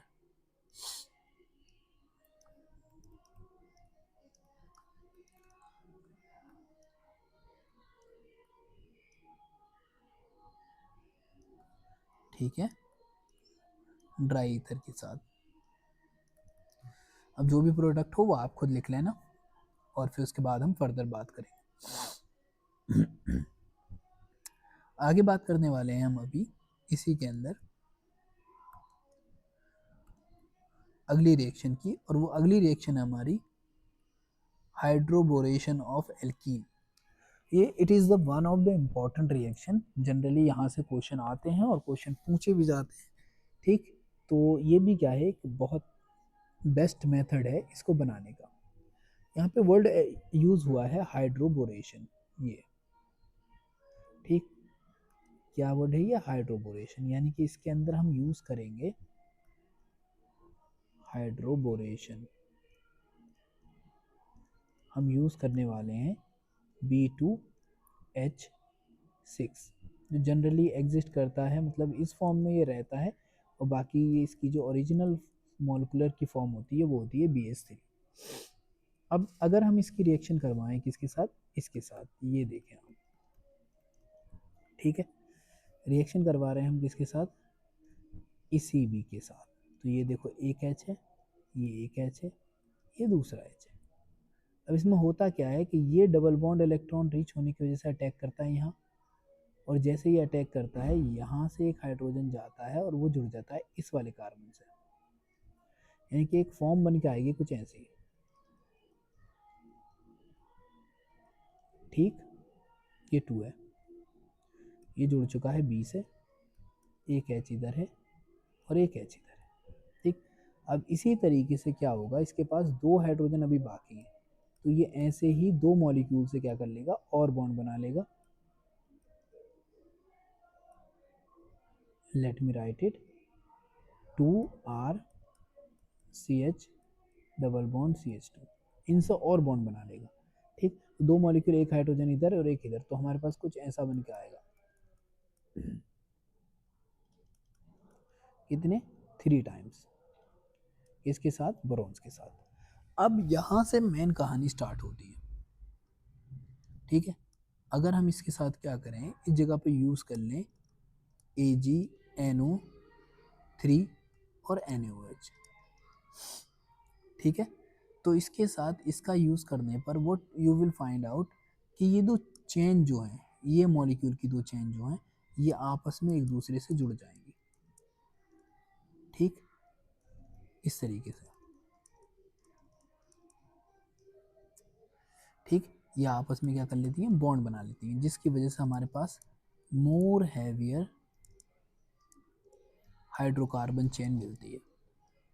तो ये भी एक मेथड है जो बड़ा बेस्ट मेथड है, बस तुमको यहाँ पे इस चीज़ का ध्यान रखना है कि इसमें कंडीशन ये है, अगर कंडीशन हम थोड़ी सी चेंज कर देते हैं तो फिर दूसरी चीज़ें बनती है, ठीक है। तो ये एक मेथड था जो हमने यहाँ पे अभी बात की। अगली रिएक्शन हम बात करेंगे, इससे पहले मैं तुमको एक क्वेश्चन दे देता हूँ कि अगर तुम्हारे पास सपोज करो कुछ ऐसा होता,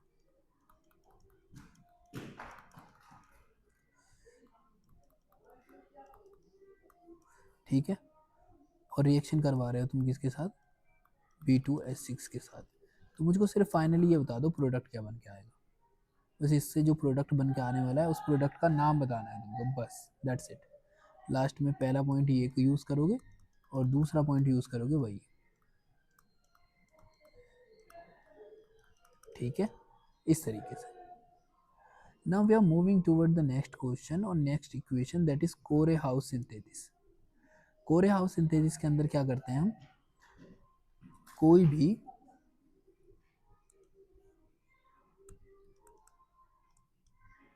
ब्रोमो एल्केन या क्लोरो एल्केन लेते हैं, रिएक्शन करवाते हैं इसकी लिथियम कॉपर R2 के साथ, ठीक।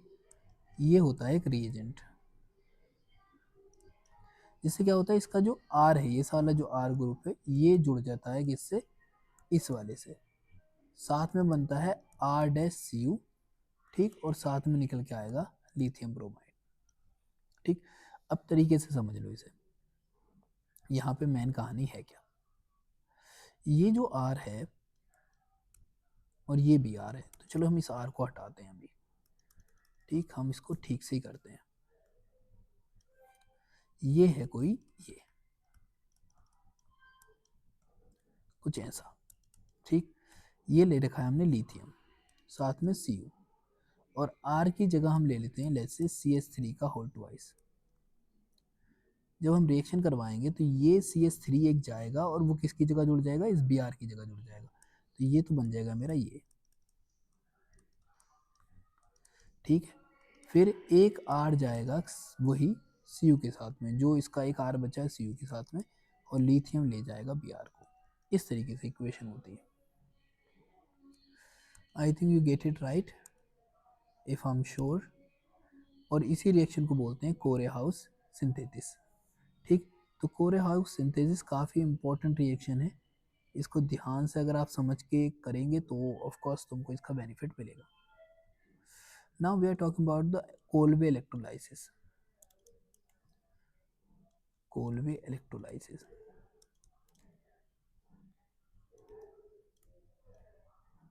ठीक, कोलबे इलेक्ट्रोलाइसिस के अंदर क्या किया जाता है, हम लेते हैं कोई सॉल्ट ऑफ कार्बोक्सिलिक एसिड,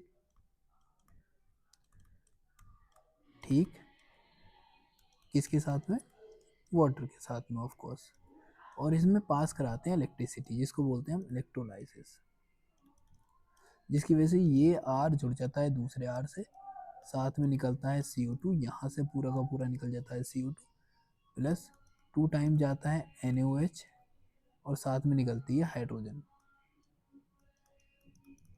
ठीक, इसको कुछ ऐसे समझ लो आप, ये जो R था COH की जगह हमने यूज़ किया है Na, ऐसे दूसरा वाला आ गया, यहाँ पर आ जाएगा HOH और यहाँ पर आ जाएगा HOH। अब समझो इसके बीच में हो क्या रहा है, इसमें हो रहा है कुछ ऐसा,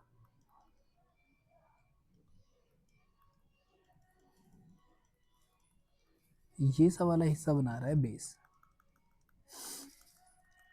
ठीक है, ये सब वाला हिस्सा बना रहा है हाइड्रोजन गैस,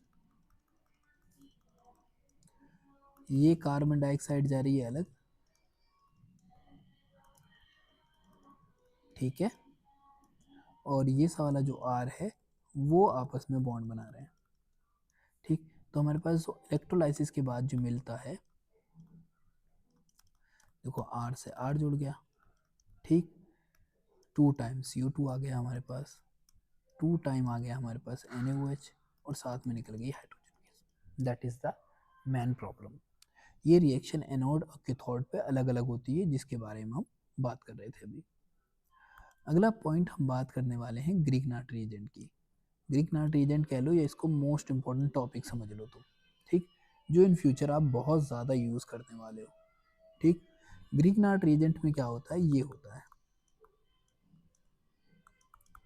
ये जो ग्रुप है ये कोई भी हाइड्रोकार्बन होगा, ये हो सकता है आपका एलिफेटिक और ये हो सकता है आपका एरोमेटिक। इट्स ऑल डिपेंड्स कि भैया क्या होना चाहिए। ठीक है, अब ये X जो होगा ये आपका हो सकता है Cl, Br या फिर आयोडीन, लेकिन मोस्टली आपको Br मिलेगा क्योंकि इसके साथ रिएक्शन थोड़ी अच्छी हो जाती है, तो हम इसको फर्स्ट प्रायोरिटी पे रखेंगे। जब भी किसी ग्रीक नाट रिएजेंट की बात करते हैं हम, चलो इसको हम लिखते हैं CH3Mg Br। ठीक है, ये है पार्शियली निगेटिव, ये भी पार्शियली निगेटिव है, और मेटल हमेशा पार्शियली पॉजिटिव होती है, तब इसकी वजह से ये क्या हो गया, अब इलेक्ट्रॉन रिच हो गया। अगर हम इसकी रिएक्शन करवा दें कुछ ऐसे, Br, ठीक, इसके साथ करा रहे हैं हम H2OH के साथ। Okay, late me make it correct.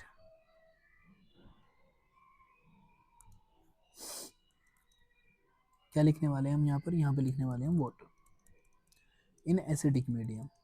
जब हम रिएक्शन करवाएंगे तो ये जो CH3 है ये आएगा और इस वाले हाइड्रोजन को ले जाएगा, जैसे लेके जाएगा तो ये खुद तो बना लेगा CH4, ठीक, और साथ में बचेगा क्या, Mg एक तो Br के साथ था और दूसरा जो OH है उसके साथ बॉन्ड बना के ये कंपाउंड बना लेगा।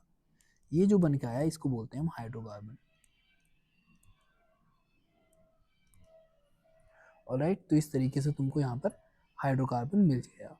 ये नॉर्मली रिएक्शन किस किस के साथ हो सकती है, तो ये हो सकती है आपकी NH3 के साथ, ये हो सकती है आपकी किसी भी अल्कोहल के साथ, क्योंकि ये भी हाइड्रोजन दे सकता है, ये भी हाइड्रोजन दे सकता है। तो anything who ever can give hydrogen, they will give this kind of reaction. ठीक, तो जो इसके पास भी हाइड्रोजन देने की कैपेसिटी होगी वो हमेशा हाइड्रोकार्बन बनाएगा। यही रीज़न होता है कि ग्रीक नाइट का यूज़ वाटर की प्रेजेंस में तो कभी नहीं करते। ऑलराइट, अब हम एक नेक्स्ट रिएक्शन की बात करने वाले हैं यहीं पर। ओके, जो नेक्स्ट रिएक्शन है जिसकी हम बात करने हैं वो है रिडक्शन ऑफ एल्काइल हैलाइड। किसकी प्रेजेंस में? ZnHCl की प्रेजेंस में। इसमें होता क्या है देखें, कि सपोज करें आपके पास कोई एक कंपाउंड है कुछ ऐसा, ये मेरे पास कोई कंपाउंड है जैसे, इसको बोलते हैं हम ब्रोमो मेथेन। अगर मैं इसकी रिएक्शन करवा दूं, इसके साथ करा दूं, लेट्स से मैं करवा रहा हूँ जिंक के साथ, और जिंक है किसके साथ? HCl के। तो ये जो Br है ये यहाँ से हट जाएगा और किससे रिप्लेस हो जाएगा? ये रिप्लेस हो जाएगा हाइड्रोजन से। चलो हम यहाँ पे Cl यूज़ करते हैं, थोड़ा और मज़ा आएगा। तो जैसे ही हम इसको यूज़ करेंगे हम क्या देखेंगे कि यहाँ पे बन के आया हमारा RH, और जो Cl था वो चला जाएगा किसके साथ? HCl के साथ। यानी कि एक तरीके से यहाँ पे क्या है, डिस्प्लेसमेंट हो रहा है, और that is due to reduction. ठीक, किस वजह से होता है? रिडक्शन की वजह से होता है। अब हम अगली रिएक्शन की बात करते हैं जिसको हम बोलते हैं नॉर्मली डीकार्बोक्सिलेशन। डीकार्बोक्सिलेशन ये one of the important reaction है, और ये होती है in the presence of soda lime. Take place in the presence of soda lime. Soda lime क्या है? मिक्सचर है किस किस चीज़ का? NaOH प्लस CaO का। ठीक है, इसका मिक्सचर है। होगा क्या, हम कोई भी सॉल्ट लेते हैं, sodium salt of carboxylic acid, alright, और इसको गर्म करते हैं हम सोडा लाइम के साथ, कुछ ऐसे। टेम्परेचर रखते हैं लगभग 630 केल्विन, और जब आप गर्म करेंगे व्हाट यू विल फाइंड कि ये पूरा का पूरा हिस्सा अलग हो जाएगा, और जो बचा है वो यहाँ आके जुड़ जाएगा, और ये बना लेगा Na2CO3। ऑलराइट, और ये जो होते हैं ये थर्मली स्टेबल होते हैं, ज़्यादा टेम्परेचर पे ब्रेक नहीं कर पाते। ठीक, तो इस तरीके से रिएक्शन होगी। अब सपोज करो अगर यहाँ पर ये होता, ये Na है, और आप ये CaO के साथ 630 डिग्री केल्विन पर हीट करते, तो ये जो हिस्सा है इसके पास सिर्फ एक H आ जाता, ये हो जाता CH4, साथ में बनता Na2CO3। ये जो प्रोडक्ट आता मेथेन आता। तो हमेशा याद रखना यहाँ पर कि प्रोडक्ट हमेशा इस हिस्से से आता है। ये कार्बन जो होता है ये सोडियम के साथ चला जाता है कार्बोनेट बनाने के लिए। ठीक, अब जो नेक्स्ट रिएक्शन है ये 12th की बड़ी ही फेवरेट रिएक्शन है जिसको बोलते हैं क्लेमेंशन रिडक्शन। ठीक, it is used to form such compounds by the process of this. तो क्लेमेंशन रिएक्शन को आप याद रखें क्योंकि मोस्टली तो क्वेश्चन पूछ लिए जाते हैं इससे। इसमें क्या होता है कि अगर कोई कार्बोनिल कंपाउंड है, ठीक, कार्बोनिल से मतलब क्या होता है? जिसके अंदर ये सा वाला ग्रुप पाया जाए। तो यहाँ पे दो कंपाउंड्स हो सकते हैं, ये मतलब कौन कौन से हो सकते हैं जिनके पास ये सा वाला कार्बोनिल ग्रुप हो सकता है? एक तो होते हैं एल्डिहाइड, और दूसरा है कीटोन। इनको क्या करते हैं, इनकी रिएक्शन करवाते हैं ZnHg अमलगम से, किसकी प्रेजेंस में? कॉन्सेंट्रेट HCl के। जिससे ये सा वाला पूरा ग्रुप यहाँ से खत्म होकर इसकी जगह पे क्या जुड़ जाता है? हाइड्रोजन जुड़ जाता है, यानी कि RCH2, और ये आ गया CH3। ये प्रोडक्ट बन जाएगा। यहाँ पे दोनों है ऑक्सीजन ऑक्सीजन हटेगी और दोनों बॉन्ड की जगह पर एक एक हाइड्रोजन ऐड हो जाएगा। लेट्स से अगर तुम्हारे पास ये होता और तुम इसका कराते यही रिडक्शन, तो यहाँ पर आता है ये CH3, ये दोनों हटते तो दो हाइड्रोजन जुड़ते और यहाँ पे फिर से आ जाता CH3 और ये बनता हमारा इथेन। इस तरीके से तुम इन इक्वेशंस को बड़ी आसानी से कर सकते हो। ये था तुम्हारा एसिटल्डिहाइड और ये है तुम्हारी कीटोन। जब दोनों साइडों में सेम ग्रुप लगे हों, यानी कि ये जो हो सकता है ये हो सकता है यहाँ पर CH3, ठीक। तब उस कंडीशन में हमारा कुछ ऐसा प्रोडक्ट आता है कि जो कार्बोनिल ग्रुप है वो कन्वर्ट हो जाता है हमारा CH2 में। ऑलराइट, इस तरीके से तुम इन क्वेश्चंस को बड़ी आसानी से सॉल्व कर सकते हो। Now we talk about certain physical properties.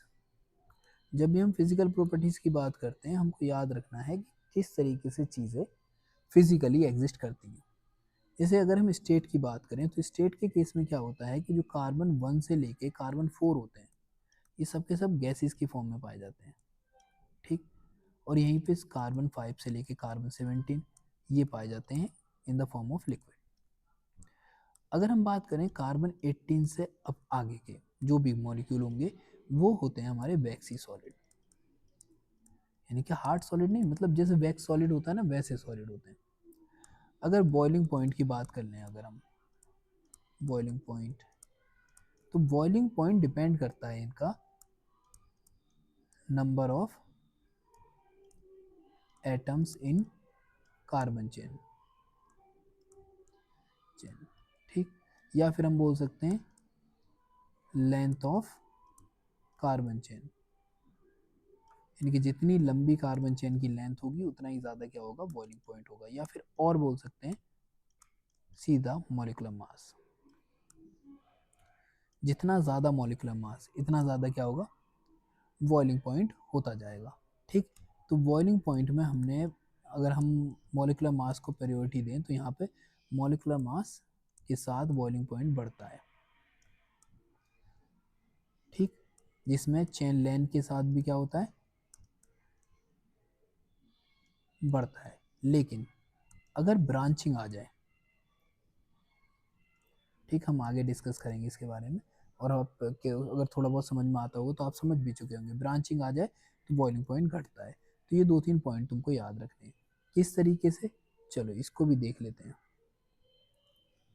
Let's say अगर मैं बात करता हूँ कि मेरे पास ये है CH2 CH2 और CH3, और ये CH3 CH CH3 और CH3, ठीक। ये जो मॉलिक्यूल है ये एक लेंथ है सीधी, यहाँ पे ये वाला जो हिस्सा है एक चेन है, और इसके अलावा जो है ये कहलाएगी ब्रांच, ठीक। दोनों के पास कार्बन 4 है। अगर हाइड्रोजन की बात करूँ तो हाइड्रोजन 10 है, इसके पास भी जो हाइड्रोजन है वो 10 है और जो कार्बन है वो 4 है। ऑलराइट, अगर हम इन दोनों चीज़ों को ध्यान से देखें तो इसका मतलब इसका जो मॉलिक्यूलर मास होगा वो सपोज कर लो A है, तो इसका भी मॉलिक्यूलर मास क्या होगा वो भी यही होगा। तो फिर वेरिएशन किस में आ रहा है, वो आ रहा है चेन लेंथ में। तो इसकी चेन में 4 कार्बन है और इसकी चेन में सिर्फ 2 कार्बन है, 3 कार्बन है। तो इसी वजह से क्या होगा, जो बॉइलिंग पॉइंट की बात होगी तो इस वाले का बॉइलिंग पॉइंट क्या हो जाएगा ज़्यादा हो जाएगा, क्योंकि बॉइलिंग पॉइंट डायरेक्टली डिपेंड करता है चेन लेंथ पर और इनडायरेक्टली डिपेंड करता है ब्रांचिंग पे। अब ड्यू टू ब्रांच चाहे मॉलिक्यूलर मास दोनों का सेम ही क्यों ना है, लेकिन फिर भी यहाँ पे ब्रांचिंग की वजह से इसका जो मेल्टिंग पॉइंट बॉइलिंग पॉइंट होगा वो कम होगा और इसका जो बॉइलिंग पॉइंट होगा वो क्या होगा ज़्यादा होगा। अब हम नेक्स्ट टॉपिक की बात कर लेते हैं मेल्टिंग पॉइंट की। Melting point of hydrocarbon having odd number of carbon atom are lower than even ones because even ones can fit into crystal lattice more readily due to symmetrical structures। कह रहे हैं कि देखो भाई दो तरह के होते हैं, एक तो होते हैं जैसे सपोज कर लें कि 1 3 5 7 9 11 ऐसे होते हैं, 2 4 6, फिर इसके बाद आ जाएगा 8 10, ये सारे जो हैं तो ये हैं इवन नंबर और ये हैं odd number, we all no.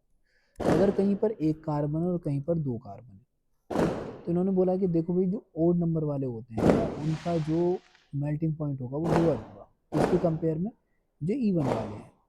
क्यों? रीज़न क्या है कि जो इवन वाले होते हैं वो आसानी से फिट हो जाते हैं किसके अंदर, लैटिस क्रिस्टल के अंदर, जो कि इनकी सिमेट्रिकल स्ट्रक्चर की वजह से होता है। क्यों? जैसे सपोज करो ये एक स्ट्रक्चर है, कैसा है, ओड है, ठीक। अब बात कर लेते हैं,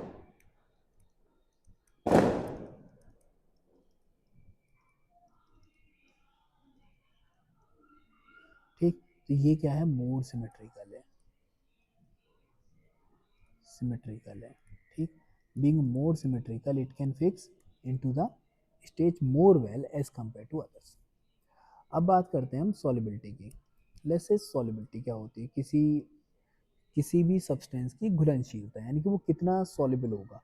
तो जो भी हाइड्रोकार्बन होते हैं, ये हाइड्रोकार्बन जो होते हैं ये होते हैं नॉन पोलर, नॉन पोलर। और जो नॉन पोलर चीज़ें होती हैं वो पोलर सॉल्वेंट में तो कभी नहीं डिसॉल्व हो सकती। पोलर सॉल्वेंट मतलब जैसे हमारा यूनिवर्सल सॉल्वेंट है जिसको हम बोलते हैं वाटर, तो वाटर के अंदर तो ये सॉल्युबल होने से रहा, तो ये क्या है, सॉल्युबल नहीं होता इसके अंदर, वाटर के अंदर, ठीक। तो यहाँ पे क्या है, ये इनसॉल्युबल है इसमें पोलर सॉल्वेंट्स में, और पोलर सॉल्वेंट में हमारा कौन आ जाएगा, वाटर आ जाएगा, ठीक है। फिर कह रहे हैं कि ये सॉल्युबल होगा किसमें, नॉन पोलर में, क्योंकि ये खुद भी क्या है, नॉन पोलर है, तो सॉल्युबल होना चाहिए किसमें, नॉन पोलर सॉल्वेंट में, ठीक है। तो यहाँ पे ही होगा सॉल्युबल, ठीक है।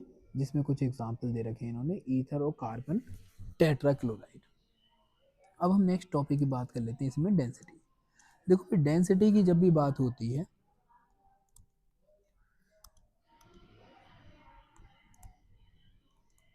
तो डेंसिटी डायरेक्टली प्रोपोर्शनल होती है किसके, मॉलिक्यूलर मास के।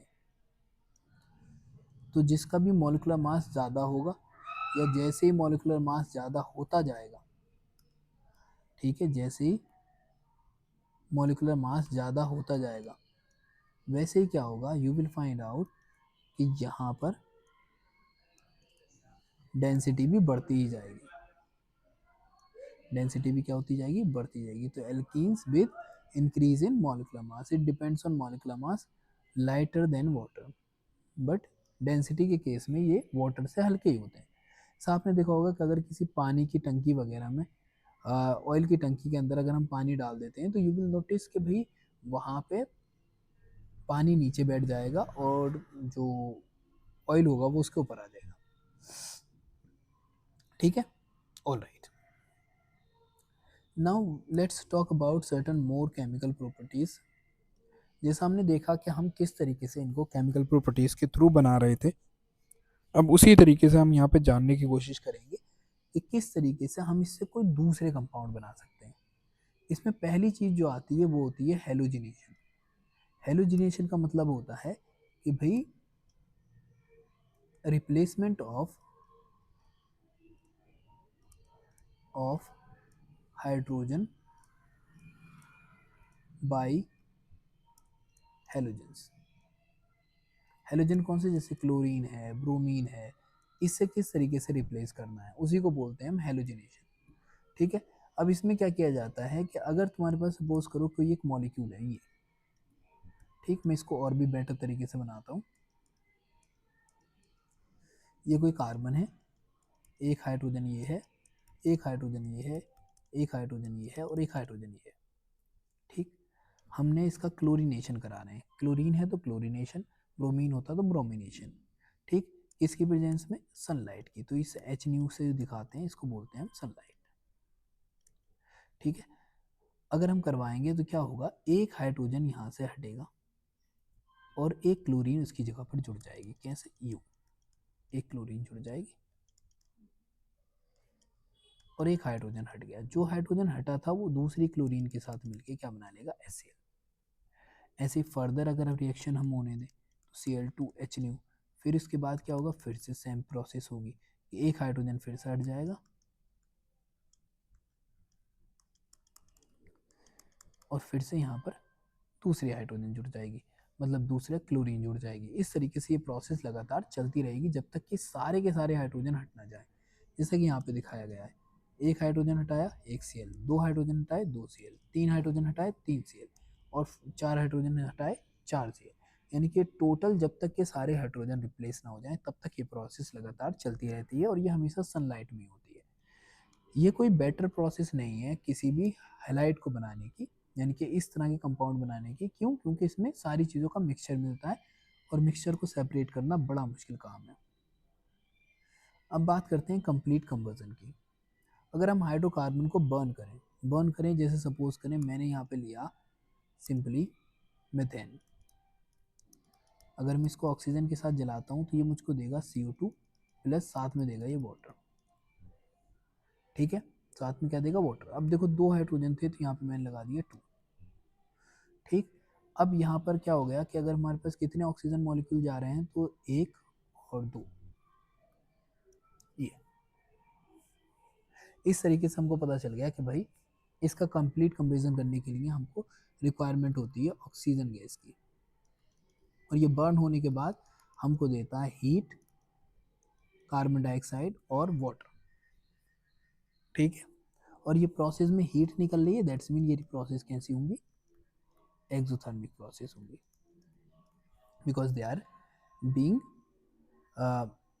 गोइंग थ्रू द प्रोसेस और in which they are producing the heat. तो हीट प्रोड्यूस करने की वजह से ये एक्सोथर्मिक प्रोसेस है। अगली रिएक्शन है इनकम्प्लीट कंवर्जन, यानी कि मेन इशू तो यही आता है इनकम्प्लीट कंवर्जन का, जिसका सबसे बड़ा पोल्यूशन का रीजन है। ठीक, कार्बन डाइऑक्साइड गैस को पोल्यूटिंग गैस नहीं मानते। ठीक, because it is also one of the requirement of the nature. Nature को हमेशा इसकी जरूरत होती है, और ये होता क्यों है, ये होता है जब आप एक्सिस में ऑक्सीजन प्रोवाइड करेंगे तो हमेशा प्रोडक्ट बनेगा कार्बन डाइऑक्साइड, और उसका कोई इशू नहीं है। लेकिन अगर ऑक्सीजन की अमाउंट एक्सिस में ना होकर क्या हो जाए, लिमिटेड हो जाए, यानी कि लिमिटेड सप्लाई ऑफ एयर हो, तो उस कंडीशन में जो प्रोडक्ट बनता है या तो बनता है वो कार्बन मोनोऑक्साइड, या फिर बनता है अनबर्न्ड कार्बन। और जो कार्बन मोनोऑक्साइड है ये पॉइजनस गैस है। कैसी गैस है, पॉइजनस गैस है। और अनबर्न्ड कार्बन सिर्फ कार्बन जैसा होता है, जिसको हम बोलते हैं कालिक। ठीक है, ऐसे लिखते हैं शायद, चलो जो भी लिखते हो। तो ये कालिक जो बनती है, ठीक, तो ये कब बनती है, जब लिमिटेड ऑक्सीजन की सप्लाई हो। तो वहाँ पे जैसे मेथेन है हमारे पास, ऑक्सीजन के साथ जलाएंगे, और यहाँ पे एयर जो है वो लिमिटेड है। इस कंडीशन की वजह से यू विल फाइंड आउट कि यहाँ पे बनेगा CO, सिर्फ C प्लस, और साथ में बनेगा 2 टाइम H2O। ठीक है, स्टार्टिंग में क्या होता है, जब एक्सिस में होती है तो कार्बन डाइऑक्साइड, फिर जब और कम हो जाती है तो कार्बन मोनोऑक्साइड, और लास्ट में बनना शुरू हो जाता है कार्बन सिर्फ, जिसको हम बोलते हैं कार्बन ब्लैक। ऑलराइट, कुछ इस तरीके से ये रिएक्शन क्या हो जाती है, हमारी कंप्लीट हो जाती है। अब बात करते हैं हम नेक्स्ट की, वो है हमारा कैटालिटिक ऑक्सीडेशन, कि अगर हमको ऑक्सीडेशन कराना हो तो अब हम क्या करने वाले हैं। तो याद रखना कि जब भी ऑक्सीडेशन होगा तो इसमें डिफरेंट डिफरेंट प्रोडक्ट बन के आते हैं, और हर बार जब भी तुम कैटलिस्ट चेंज करोगे, जिसको हम बोलते हैं ऑक्सीडाइजिंग एजेंट, जब चेंज करोगे तो यहाँ पर प्रोडक्ट भी क्या होगा, चेंज हो जाएगा। जैसे ये देखें, जब carbon red hot carbon copper की ट्यूब ली जाती हैं, इनको लिखते हैं normally red hot copper tubes. Tubes के अंदर से हम किसको, मेथेन गैस को और ऑक्सीजन के मिक्सचर को पास कराते हैं, तो हमारे पास जो प्रोडक्ट बन के आता है वो बन के आता है मेथेनॉल। हमेशा प्रोडक्ट कौन सा बन के आता है, मेथेनॉल। यहीं पे अगर हम क्या करें कि यहाँ पर हम ये ले लें डाई मोल्डिबिडेनम ट्राईऑक्साइड की, अगर हम बात करें तो अगर यहाँ पे हमने मिथेन को ऑक्सीजन के मिक्सचर के साथ रिएक्शन करवाएंगे हीट करते हुए, तो यहाँ पे जो प्रोडक्ट बनेगा वो मेथेनॉल बनेगा। मेथनॉल क्या है? एक एल्डिहाइड है। क्या है? एक एल्डिहाइड है। ठीक, तो अगर यहीं पे हम थोड़ा सा और चेंज करें, या सपोज करें हम यहाँ पर ये यूज़ कर लें manganese acetate as a catalyst, और अगर हम हीट करते हैं इसको, तो यही चीज़ कन्वर्ट होके बनाएगी अब यहाँ पर एथेनोइक एसिड। ठीक, ये चीज़ यहाँ पे पूरा का पूरा जो हिस्सा है, एक तरीके से हम बोल सकते हैं ये पूरा का पूरा हिस्सा वो ऑक्सीडाइज हो जाएगा किसमें? कार्बोक्सिलिक एसिड में। ऐसे ही अगर हम यहाँ पे ले लें 2 मेथाइल प्रोपेन और हम ऑक्सीडेशन करवा देते हैं KMnO4 के साथ, तो ये क्या है? एक स्ट्रॉन्ग ऑक्सीडाइजिंग एजेंट है। स्ट्रॉन्ग ऑक्सीडाइजिंग एजेंट है। अब ऑक्सीडाइजिंग एजेंट जो स्ट्रॉन्ग वाले होते हैं वो इसको ऑक्सीडाइज कर देंगे किसमें? अल्कोहल में। ये 2-3 चीज़ें हैं जो तुमको याद रखनी है खास तौर से। ठीक, ये एक टर्शरी था, टर्शरी को हमेशा ऑक्सीडाइज कर देते हैं किसमें? एटलीस्ट 1 हाइड्रोजन होना ही चाहिए टर्शरी के पास, तभी ये अल्कोहल में ऑक्सीडाइज होगा। तो ये 2-3 रिएक्शन हैं जो तुमको याद करनी है, इनको प्लीज़ रिवीजन में ऐड कर लेना अपने, क्योंकि ये यहाँ से क्वेश्चन आ जाते हैं। अब आगे बात करते हैं आइसोमेरिज्म की। One of the important reaction है, क्योंकि इससे रिलेटेड कुछ क्वेश्चन पहले भी कुछ एग्जाम्स में पूछे जा चुके हैं।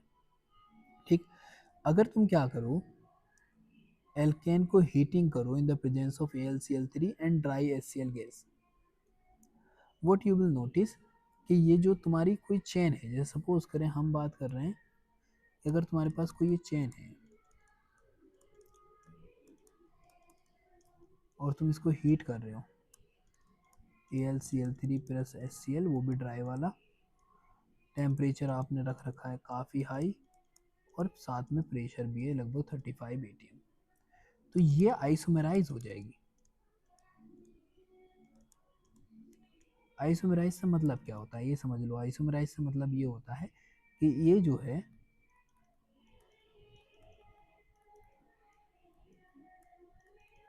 कुछ ऐसा हो जाएगा। ठीक, यानी कि एक ये है और ये इसी का क्या है? आइसोमर है। आइसोमर्स का मतलब क्या होता है?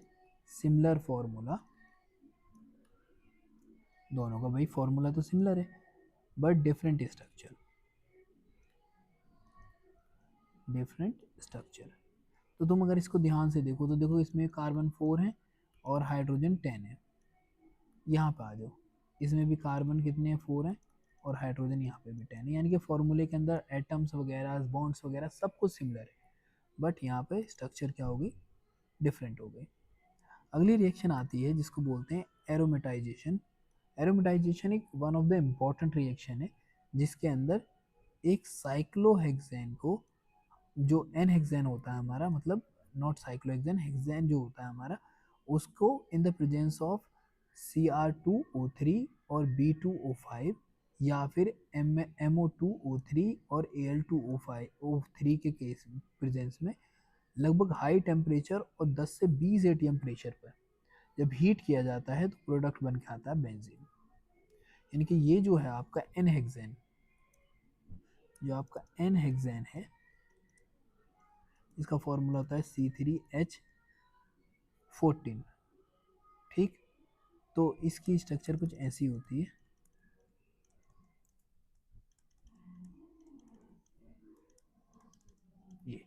ये पूरी की पूरी चेन क्या होती है? आपस में एक दूसरे से कंबाइन हो जाती है और बहुत सारी ऑक्सीजन हाइड्रोजन को अपने आप से निकालने के बाद बेंजीन में कन्वर्ट हो जाती है, बट इसमें कैटलिस्ट और हाई टेम्परेचर की बहुत ज़्यादा रिक्वायरमेंट है। ठीक, अब यहीं पर अगर हम रिएक्शन करवा दें मेथेन की स्टीम के साथ, स्टीम ये याद रखना, ये स्टीम है, तो ये बन के आता है कार्बन मोनोऑक्साइड प्लस 3H2, और ये जो बनती है ये एज ए फ्यूल यूज होती है, यानी कि इस गैस के मिक्सचर को हम बोलते हैं फ्यूल।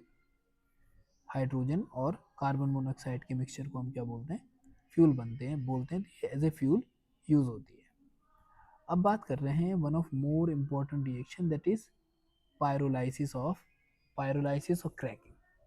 जनरली इसका जो यूज़ किया जाता है ना, वो यूज़ किया जाता है पेट्रोलियम को तोड़ने में। यानी कि जो हैवी पेट्रोलियम होते हैं, ये जैसे दे रखा है इन्होंने, जो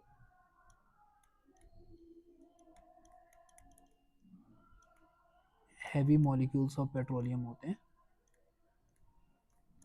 पेट्रोलियम होते हैं भाई, उनको ब्रेक किया जाता है स्मॉल मॉलिक्यूल्स में। यानी कि तुम बोल सकते हो कि कोई चीज़ अगर ऑयल की फॉर्म में रहती है, ऑयल मतलब लिक्विड की फॉर्म में रहती है, तो लिक्विड को हम गैस में कन्वर्ट कर देते हैं, क्या बनाने के लिए, गैसेस बनाने के लिए। यानी सीएनजी वगैरह जो बनाई जाएगी उसके लिए हम लाइटर मॉलिक्यूल में क्रैक कर देंगे उनको। जैसे सपोज करो ये हमारा हेक्सेन है, ठीक। अगर मैं इसको हाई टेम्परेचर लूँ और साथ में हाई प्रेशर लूँ, अगर मैं हीट करूँगा तो पॉसिबिलिटी है कि इससे 2 हाइड्रोजन निकले और ये हेक्सीन में बन जाए, ठीक। या फिर ये टूट जाए आपस में, ठीक, और ये टूटने के बाद यहाँ पे एथेन और ये ब्यूटीन में बन जाए। या फिर इससे भी ज़्यादा क्या हो जाए, यहाँ पे ये प्रोपीन, ये इथेन, इथीन और ये मिथेन इसमें टूट जाए। यानी कि ये हैवी जो मॉलिक्यूल था, एक जो 6 कार्बन था, उससे टूट के ये चांसेस हो सकते हैं, यानी कि लाइटर वाले बन सकते हैं। ये 4 वाला हो गया तो गैस हो गया, अब इसको गैस की तरह यूज़ कर सकते हैं। या फिर हम क्या करें कि हमारे पास कोई हैवी मॉलिक्यूल है, ये उसको हम पीटी, पीडी और निकल की प्रेजेंस में बहुत हाई टेम्परेचर पर हीट करें, तो वो भी ब्रेक होके क्या बना लेगा, बहुत सारे मॉलिक्यूल बना लेगा। यानी कि एक से ज़्यादा बन सकते हैं। ये नहीं है कि 7 8 आ जाए, आप कुछ भी लिख सकते हैं, बस नंबर ऑफ मॉलिक्यूल बैलेंस हो जाए इन द एंड, ठीक, जो 12 से हमेशा नीचे रहनी चाहिए। तो कोई भी पॉसिबिलिटी हो सकती है। ऑलराइट, अब बात कर लेते हैं हम दूसरी रिएक्शन की, दैट इज नाइट्रेशन। नाइट्रेशन के केस में क्या होता है कि लोअर जो एल्केन्स हैं are nitrated by heating its vapour along with vapour of nitric acid.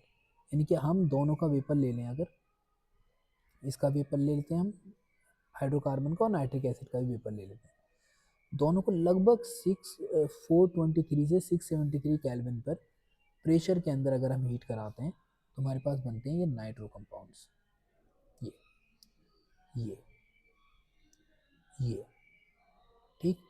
अब ये पॉसिबिलिटी क्या है कि ये नंबर ऑफ कंपाउंड्स बन सकते हैं, एक से ज़्यादा, यानी कि क्रैकिंग भी होती है और दूसरे कंपाउंड्स का फॉर्मेशन होता है जो एक से ज़्यादा हो सकते हैं। ये होता क्यों है, causes of cleavage of CC bond, जो सीसी बॉन्ड होता है वो टूटता है, जिसकी वजह से डिफरेंट डिफरेंट कंपाउंड्स बन के आएंगे, ठीक। ये भी बन सकता है, ये भी बन सकता है। जो तुम्हारा एक एल्केन था उससे नंबर ऑफ कंपाउंड का एक मिक्सचर मिल जाएगा, ठीक। ऐसा नहीं है कि तुमको प्योर मिल जाए। फिर बात करते हैं हम सल्फोनेशन की। इन केस ऑफ सल्फोनेशन क्या होगा, जो हायर एल्केन्स हैं, ठीक, जैसे सपोज करो हेक्सेन की बात कर रहे हैं, ठीक, उसका अगर हम सल्फोनेशन कराते हैं तो सल्फोनेशन कराने के लिए हम उसको हीट करेंगे फ्यूमिंग सल्फ्यूरिक एसिड के साथ। फ्यूमिंग सल्फ्यूरिक एसिड में क्या होता है कि तुम H2SO4 लेते हो, एक तो ये है H2SO4, और साथ में उसके ये सल्फर ट्राईऑक्साइड होता है बस, यानी कि ये H2SO4 जनरली प्लस, और ये सल्फर ट्राईऑक्साइड होता है। ओलियम वगैरह की कोई खास ऐसी मतलब लैब में तो अवेलेबल हो नहीं पाता वो, ठीक। तो यहाँ पे जब रिएक्शन कराते हैं तो इसको बोलते हैं हम एक तरीके से फ्यूमिंग सल्फ्यूरिक एसिड, ठीक है। जब हम इसकी रिएक्शन करवाते हैं इसके साथ, तो यहाँ पर क्या होगा कि एक हाइड्रोजन हटेगा और उसके साथ में ये जुड़ जाएगा और ये वाटर मॉलिक्यूल निकल गया। इसे बोलते हैं हेक्सेन सल्फोनिक एसिड। ये जो बन के आता है इसी को बोलते हैं सल्फोनेशन, ठीक। तो यहाँ पे ये क्या होता है, बहुत ज़्यादा स्ट्रॉन्ग एसिड होता है, ठीक, बहुत ज़्यादा स्ट्रॉन्ग एसिड। यहाँ पे ये itself behave as a base, फिर भी बेस की तरह बिहेव करेगा, और ये बिहेव करता है यहाँ पे एसिड की तरह, ठीक। तो रिएक्शन थोड़ी कॉम्प्लेक्स है, लेकिन फिर भी समझोगे तो बहुत सारी चीज़ें समझ में आ जाएंगी। अब बात कर लेते हैं हम यहीं पे एक दूसरी रिएक्शन आ गई, फिन क्लिस्टन रिएक्शन। कोई ऐसा इसका रोल था नहीं, लेकिन फिर भी चलो देखते हैं। फिन क्लिस्टन रिएक्शंस के अंदर क्या होता है, आपको याद रखना है कि जो लाइटर होते हैं, लाइटर मतलब हल्के वाले, लाइटर हेलो एल्केन से हमको अगर हैवियर हेलो एल्केन बनाने हो तो हम इस प्रोसेस का यूज़ करते हैं। इस प्रोसेस में सॉल्वेंट यूज़ किया जाता है एसीटोन, याद रखना। अब इसमें क्या है, जैसे सपोज करो यहाँ पर Cl जुड़ा है, हमने रिएक्शन करवाई सोडियम नाइट्राइड से। अब ये आयोडीन जुड़ जाएगा किसकी जगह पर, रिप्लेस कर देगा इसको क्लोरीन को, और क्लोरीन चला जाएगा सोडियम के साथ, तो ये बन जाएगा सोडियम क्लोराइड। जैसे कि क्लोरीन क्या होता है, एक लाइटर एटम है इन कंपेयर टू आयोडीन, तो यहाँ पे जो बन के आया है वो एक हैवियर हैलाइड है, हैवियर हैलाइड है। ठीक है, इस तरह की इक्वेशन जनरली पूछ ली जाती हैं। ठीक, लेकिन आप इसको डिटेल में पढ़ेंगे 12th में, क्लास 12 सेकेंड बुक। इसको बोलते हैं हेलो एल्केन और हेलो एरीन्स। ठीक, हेलो एरीन्स, उसमें आप इस चीज़ को पढ़ते होंगे। Okay, now the next process that we reach to, that is Reed's reaction और क्लोरोसल्फोनेशन ऑफ एल्केन्स। ये जो वर्ड है रीड्स, ये इंपॉर्टेंट है। ठीक, तो ये रीड्स रिएक्शन को तुमको बढ़िया तरीके से याद रखना है।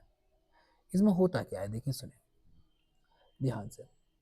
जो आपका एल्केन है वो अंडर को करेगा, यानी कि एक प्रोसेस में जाएगा जिसको बोलते हैं क्लोरोसल्फोनेशन।